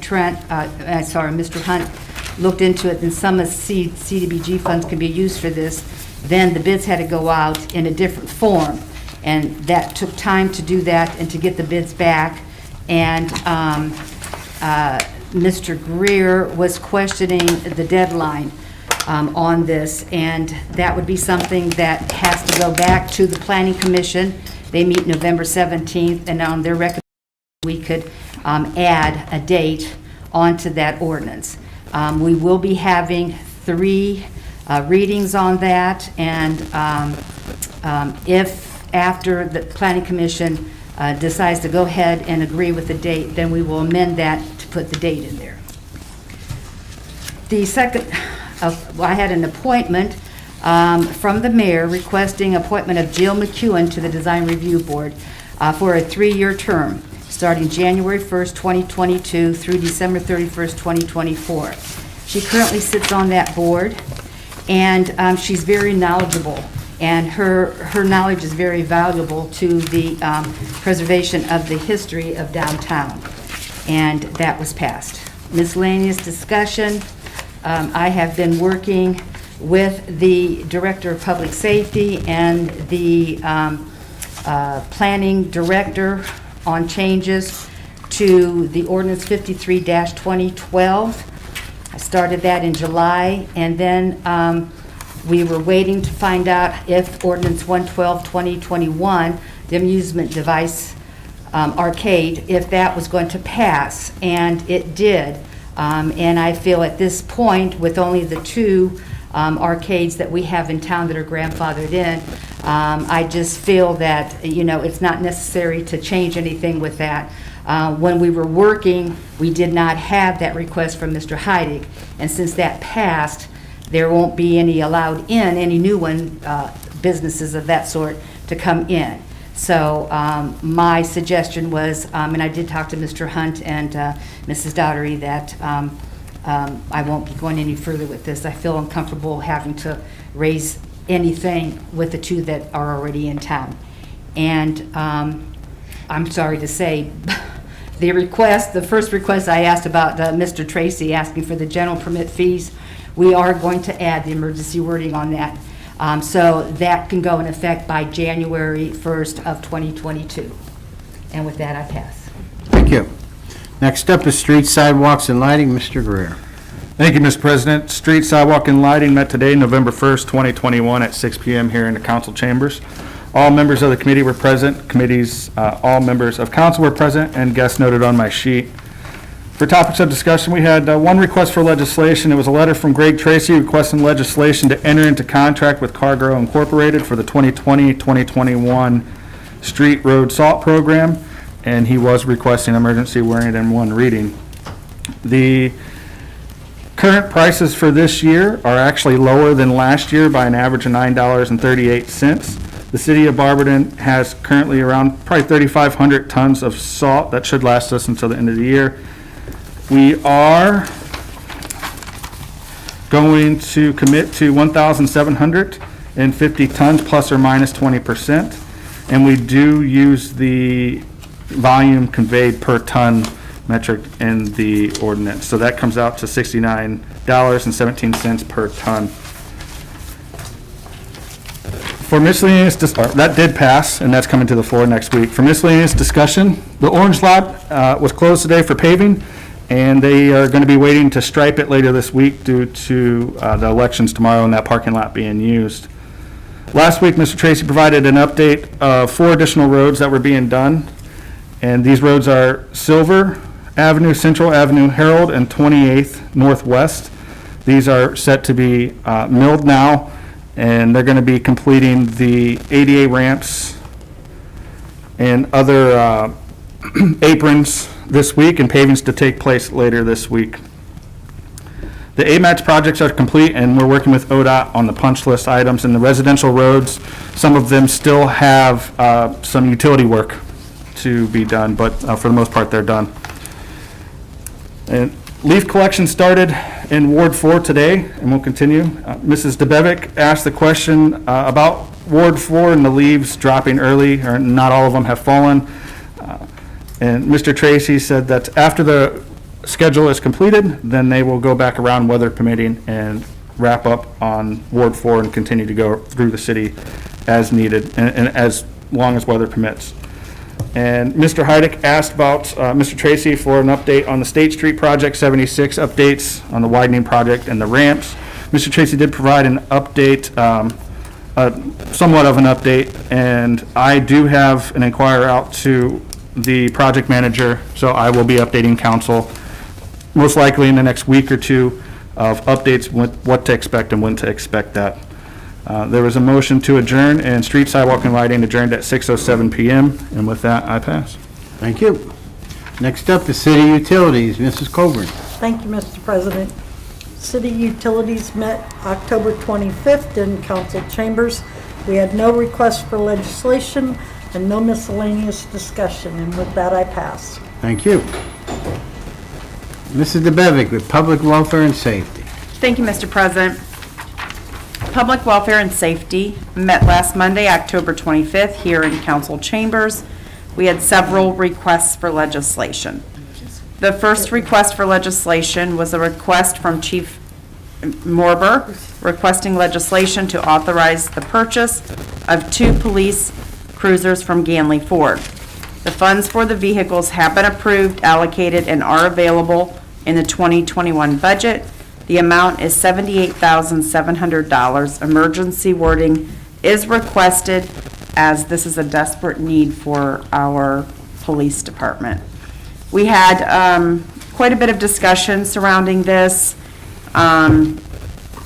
We were provided information regarding the type of vehicles proposed, Ford Explorer SUV, 2 of them, they're hybrid. Mr. Flaker indicated that they have seen reduced fuel costs.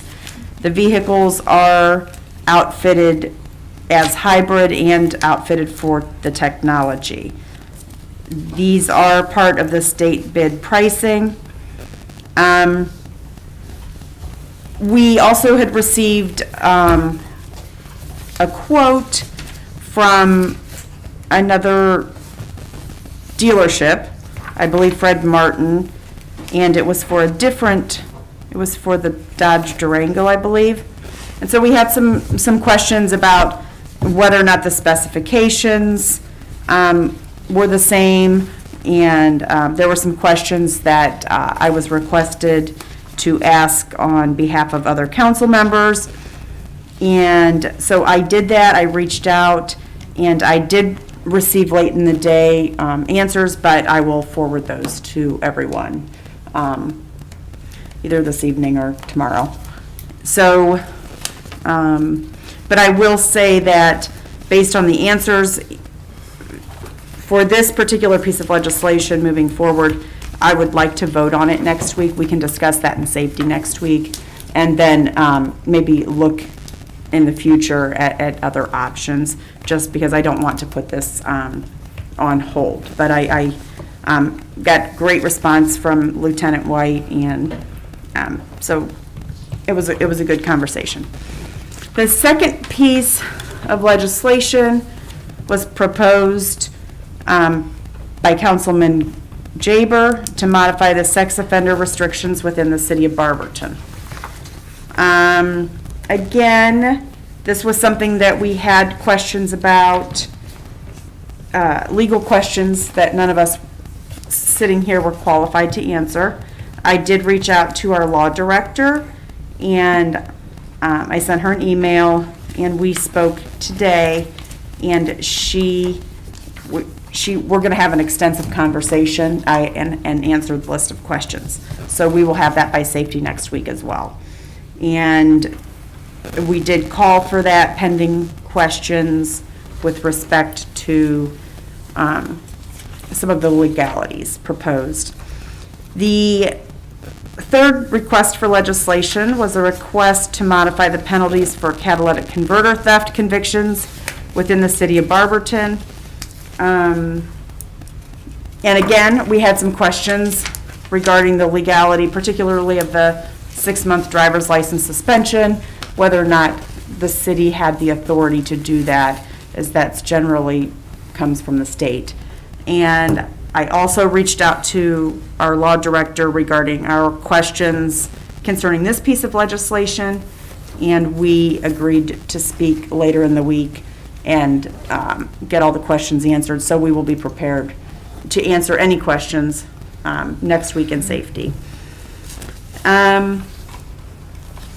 We also had a request for an appointment to the Metro RTA Board, Mr. Charles Rector, for a three-year term, beginning January 1st, 2022, and ending 12/31/2024.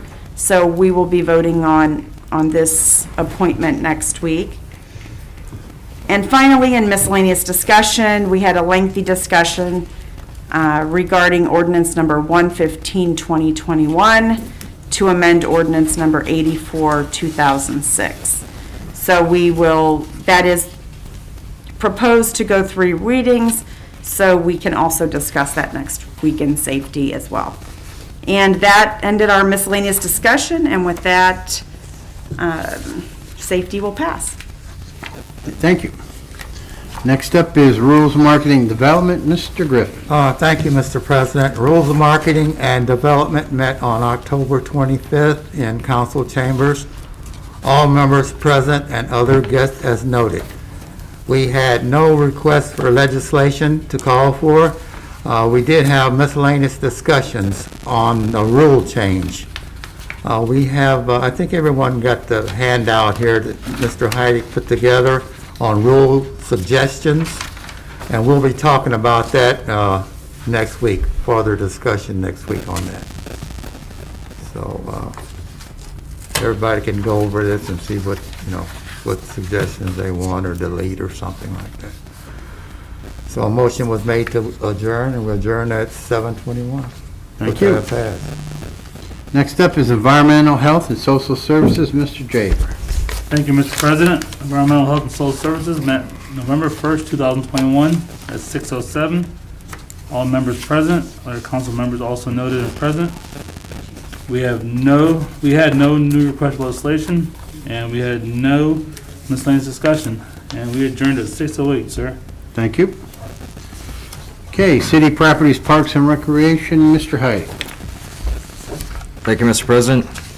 City Properties, Parks and Recreation met October 25th, 2021, 6 p.m. in council chambers. Committee was present, all members noted. We had no new requests for legislation. We did pass along for the consideration the appointment of Ms. Jessica Starcher to the Parks and Recreation Commission for a 4-year term, beginning in January 1st of next year and ending December 31st of 2026. For a miscellaneous discussion, it was questioned if we were replacing an employee in the Parks Department. There is still a vacancy. The mayor is waiting on one application on the Parks Commission. Let's see. The last concerns of miscellaneous discussion, we pretty much closed the book on the closure of the basketball nets at Tusk Park. The mayor made his concerns that once a certain crime with a firearm was committed, that became a safety concern and well within his authority to react to it there, as the mayor's office is tasked with being the enforcer of the peace. We adjourned at 6:05, and with that, I pass. Thank you. Next up is Finance Personnel, Mrs. Fry. Thank you, Mr. President. The Finance and Personnel Committee met tonight, November 1st, 2021. Hang on, I have it on 2 places. The meeting began at 7:02 p.m. It was in council chambers. All members of the committee were present, as well as all council members and guests as noted on my sheet. We had several pieces of legislation that were requested by letter. The first was a letter from the mayor requesting legislation to appropriate $228,687.89 from the unappropriated item of the American Rescue Plan Grant Fund to the personal services budget of the American Rescue Plan Grant Fund. These funds will be used for the fire and police premium pay. The fire department or the firemen will, their portion will amount to $126,507.89, and the police department members will account for $102,180 for premium pay. The next letter, well, the next 3 legislative requests are due to the workers' compensation true-up and the rising cost of fuel throughout the year. Emergency wording and one reading are requested for each of these pieces of legislation so that we can enter the purchase order for fuel to last us through the end of the year. The first letter from Mr. Flaker was requesting legislation to transfer $40,000 from the income tax fund to the internal cost allocation fund. Everyone was given an amended ordinance because originally this was for $30,000. The next letter was also from Mr. Flaker requesting legislation to appropriate $11,289 of the unappropriated item of the internal cost allocation fund to the personnel services budget of the internal cost allocation fund. There were no questions about this, and that appropriation will take place. The next letter, also from Jeremy Flaker, our finance director, was to request legislation to appropriate $50,000 of the unappropriated item of the internal cost allocation fund to the operation and maintenance budget of the internal cost allocation fund. There were no comments about this, and it was voted out of committee. The next letter was also from Mr. Flaker requesting legislation to transfer $20,000 from the income tax fund to the sports complex operating fund. This transfer is necessary so that the fund is not in a negative balance. It is a negative balance due to us not collecting as much revenue as anticipated for leagues, tournaments, and concessions. As of today, we've collected $35,583.92 of the anticipated $66,800. Emergency wording is requested so the transfer can be made before the end of the year.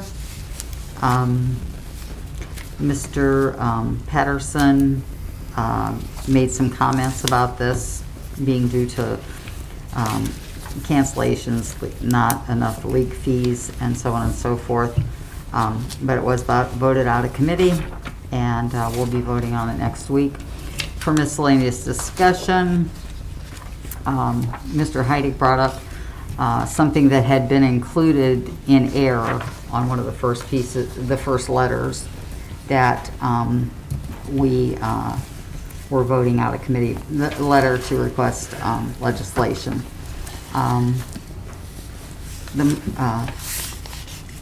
There were no more comments. A motion to adjourn was made, and Finance and Personnel adjourned at 7:25 p.m. With that, I pass. Thank you. Mayor's report. Thank you, Mr. President. First, for the Parks Committee, you should receive an application. The last application for the Parks Commission was put in last week, I believe. In terms of the foundation fields, there were a few tournaments from previous years that did dissolve due to COVID, whether all across the board, whether it was senior leagues or it was youth leagues. There were some other organizations that, even though they couldn't play last year, they still got together with the kids just to kind of keep their the rhythm and everything together. So some of those leagues did dissolve in tournaments. I have spoken to members of the Silver League, which left Barberton, and you got to remember that they've got members as far away as Norwalk and as south as Sparta. So they've got to find a place in the middle is not easy. So some of them have reached out that they want to come back to Barberton. Others they just want to have a home for good. So they have some different membership. I have not met with the leadership team. That's kind of on them to contact us if there's interest from them. So we'll see where that goes. Our fees might be high, but I'm glad that Mr. Patterson is looking at this. Prior to his arrival here, there were different fee amounts for different tournaments and things of that nature. So prior to his arrival, they really did kind of standardize the fees. And they did some research on other fields as well. And the fields aren't comparable. There's fields that aren't as nice as ours. But they wanted to standardize things. So it was always meant to be reevaluated and looked at from year to year or so, Did you have a question, Mr. Brewer? Oh, no, I'm sorry. But I'm glad that's being reevaluated, looked at, as it should, almost every year. The federal infrastructure bill, Build Back Better Framework, now that's set to be voted on tomorrow, but I would not hold my breath. The legislator's still working on the appropriate votes needed for the passage. And as we've seen in not so distant past, anything can happen, and I'm sure they're going to be up trying to garner all those votes throughout the night. But they may even push it off, so we're not sure. But the last I heard, they were set to vote on it tomorrow. How does this trickle down to Barberton specifically? We don't know yet. So there could, again, be changes.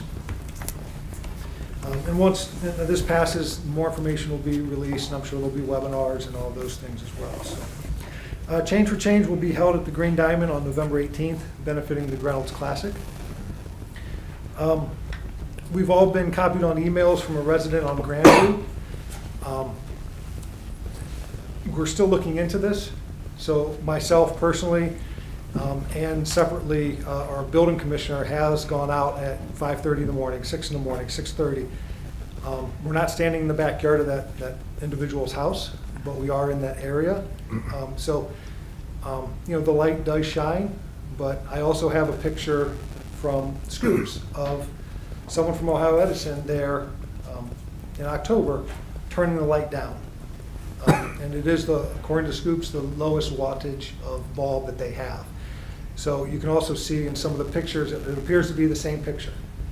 Now, don't mix my words. I'm not saying that the resident is using the same picture. It just appears to be the same picture that he's provided over the last few weeks. But just to let everyone know, we are looking into that. It's tough because we can't, I'm not going to go in someone's backyard at 5:30 in the morning and to try to see if, and most of the pictures are coming from his window, so which is a different elevation from the backyard. So we're looking into that. There was a Meet the Candidate night last week, and one of the topics that came up, there's a few topics that came up I'd like to address, but I'm just going to hit on one because it seems to come up, and this is the city engineer, and we need a city engineer. So the background information on this is that we had a city engineer for years, right? That individual retired.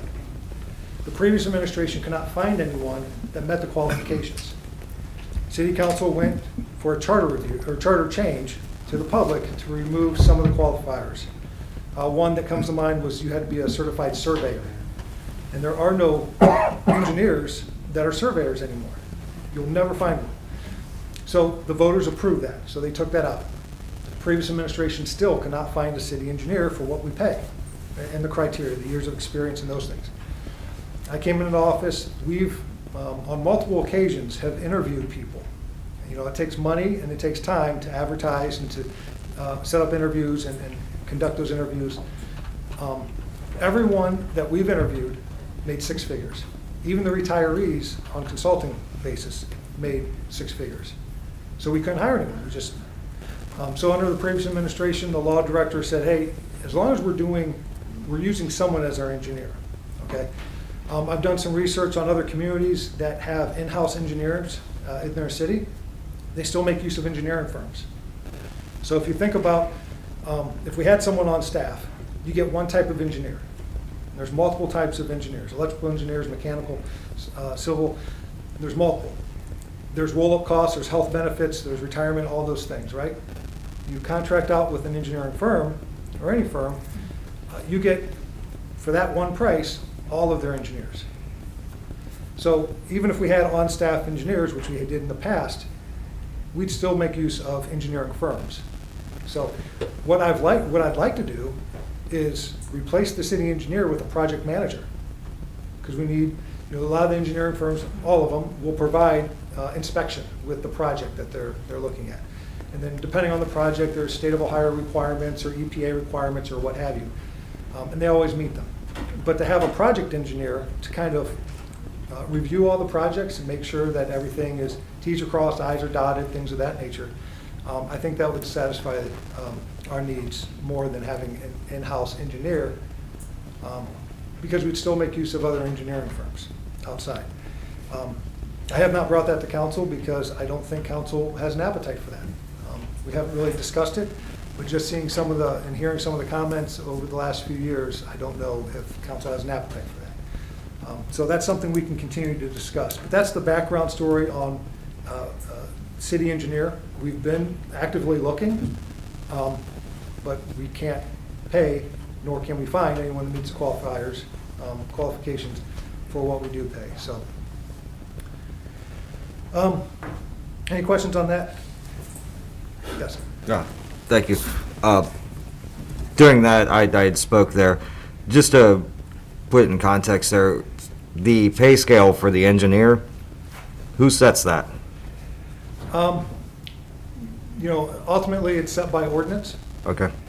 But, you know, we've, over the years, we've made use of consultants to put together job descriptions, pay scales, and all of that. And then some of it is dictated by the charter, which this position is. Again, we did go back years ago and change some of that with voter approval. But, you know. But ultimately, the pay scale lies with this body. Correct. Thank you. Yes. How many years' experience are required by virtue of the charter? Off the top of my head, I don't. Yeah, I couldn't remember either, okay. And to change the number of years of experience would require it to go to the voters. Councilwoman Angeloff's got the charter. I see, she just whipped that book out. Thank you. I'm not sure if the years of experience are in the charter or if they're in the job description. You girls were quicker than I on that one. They were on the spot. Kind of got to be careful too. I mean, if you want to minimize the years of experience, you may get someone who's, you know, got less experience, and you want to make sure that when they attach their name to something, that everything is done properly. Well, Yes. if I may, Mayor, and this is just my opinion, you can have a city engineer, but that city engineer might not be qualified to do any type of engineering work for the water treatment plant, or for the wastewater treatment plant. And you're looking at engineers, I don't know how many different types of engineers are out there. So we can hire an engineer, but they're going to hire a consultant firm to do million-dollar jobs. So that you have to kind of, you know, look at too. And I know we've had engineers, and we've had retiring engineers that have worked maybe 6 months and left. But you still will have to pay for a consultant, more than likely. Yeah, because, Did you find it? No, I saw. projects don't have just one type of engineer. You know, they make use of, one project will make use of multiple types of engineers. So, you know, I would assume that years ago, engineers weren't as important as they are today. And I know a lot of the projects we do today, you know, when we dig down in the ground on the street, 130-year-old city, you find all kinds of things. And we clean up a lot of messes from years ago. You know, and the restrictions today are a lot more today than they were years ago. So it's very important that you have all those things taken care of in the project. Yes, ma'am. I just have one other comment. So if we hired a civil engineer, they probably have the broadest scope, I would say, as far as engineering goes. We currently pay GPD associates between $65,000 and $70,000 just to oversee our road program. So a civil engineer could certainly oversee our road program, I would think. So there's a large portion of a salary. I would say that civil engineer, after garnering some experience here, would be able to, in a certain sense, act as a project manager on other projects. I'm not insinuating with the water treatment plant or anything of that nature, but I think that it's something that we need to look at, and I think that a civil engineer is kind of your more general engineer. I'm not implying that you wouldn't need other outside engineers. They're very specialized. My son's an engineer, I know that. He wouldn't begin to tell you how to repair the roads. So I clearly understand that, but I think that when you're talking about our roads, a civil engineer is probably a good option. So for that $65,000, $70,000 a year on an in-house engineer, roll-up cost is another $15,000 to $20,000. That $65,000 to $70,000 at GPD, they do a lot more than just the road program.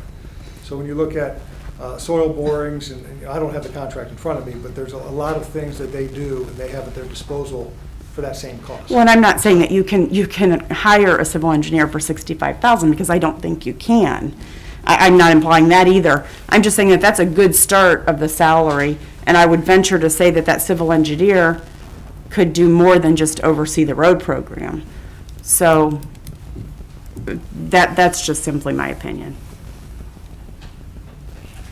All right, and then also, you know, we're getting to the end of the year. Got about approximately 7 weeks left of the year.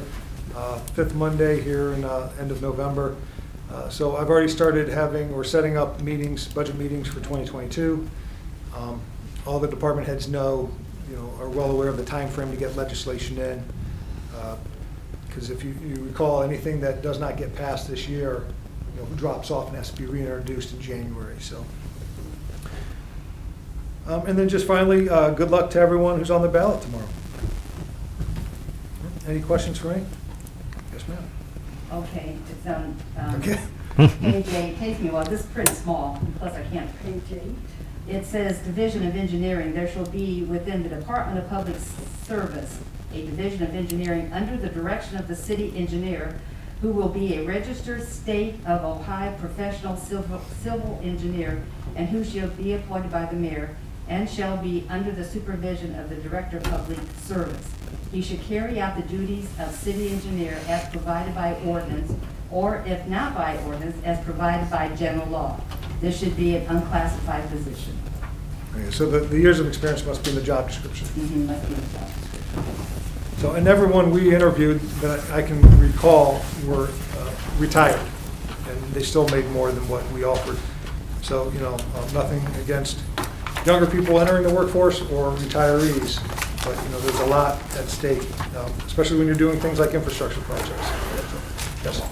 Yes, I do actually have the pay scale in front of me here. The city engineer would be in pay grade 8, which with 1 year experience would be $60,500, with 9 years would be $90,000. The mid at 5 years would only be $75,000. That was adopted in 2017. That was the first one that came up, so I'd have to look at more of them there.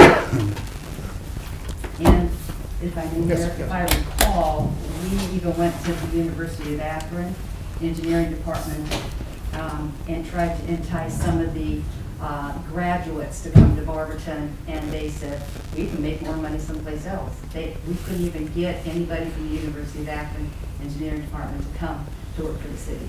So it's not like it hasn't been brought upon, it's just the pace of everybody with the non-bargaining, which is the department heads with no raises for 8 years. That hurt, that put us back 8 years. So I just wanted to. And as I mentioned, yes. The company for which I work with, or for, I should say, we just went to the University of Akron job fair for engineers. It's a medical device company that I work for, and we managed to get 15 people to come interview for less pay than that. So I just want to be clear that They interviewed. they interviewed. Yes, they interviewed, but we are from what I understand, we're hiring 2 of them. So. And you also have to look at where they're going to be in different companies, where they're going to be if they start at Barberton today, and where they're going to be in 5 years pay scale versus private sector. And what are the benefits? I mean, when you look at a job, there's all kinds of, you look at everything. But like I mentioned, every community that I looked at that had in-house engineers still made use of 20-plus engineering firms to really put the plans together and to do everything, and then it gets reviewed internally. So that's why, I thought a project manager might be best. So, things to think about in the future here. So, that's all I have, sir. Thank you. Okay, do we have anything from council members? Mr. Jaber. Thank you, Mr. President. Good luck tomorrow to Carla, Thomas, Justin, Shannon, and Taylor tomorrow. And wish you guys the best. You guys are all good people. I know you guys personally one-on-one, and wish the best of luck for you guys. And God has a path for you guys, and hope there's some way you guys can follow through with it. And Mr. Majors, a couple more weeks, we'll be out of here. And then after that, somebody else will be in there. So thank you for your time. Don't forget Brian. Oh, and Brian too, yes, sir. I still have man one-on-one really good. Anyone else? Yes. Just want to make a quick comment on the engineer conversation. So the majority of our road program, as far as the residential road program costs, so I think this year, I think we got to like $50,000. The majority of that is for in-field inspection.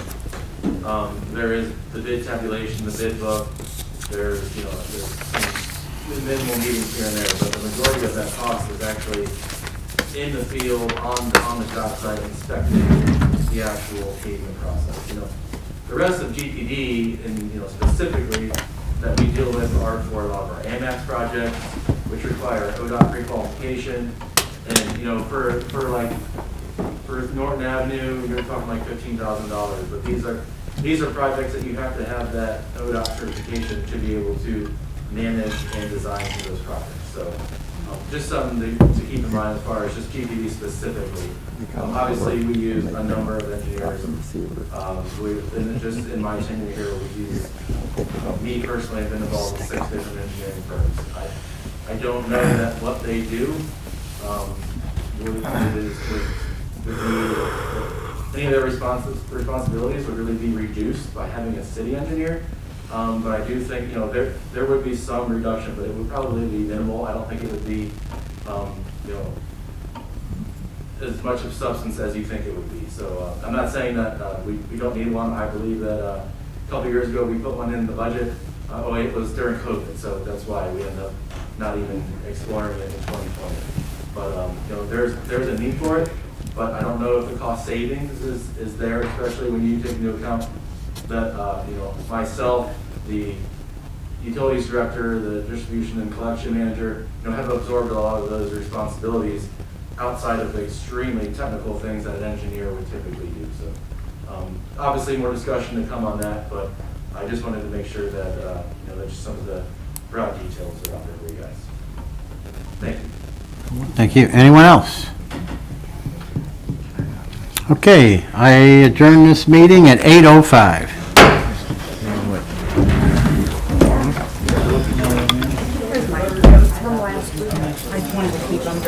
I get it. No big deal.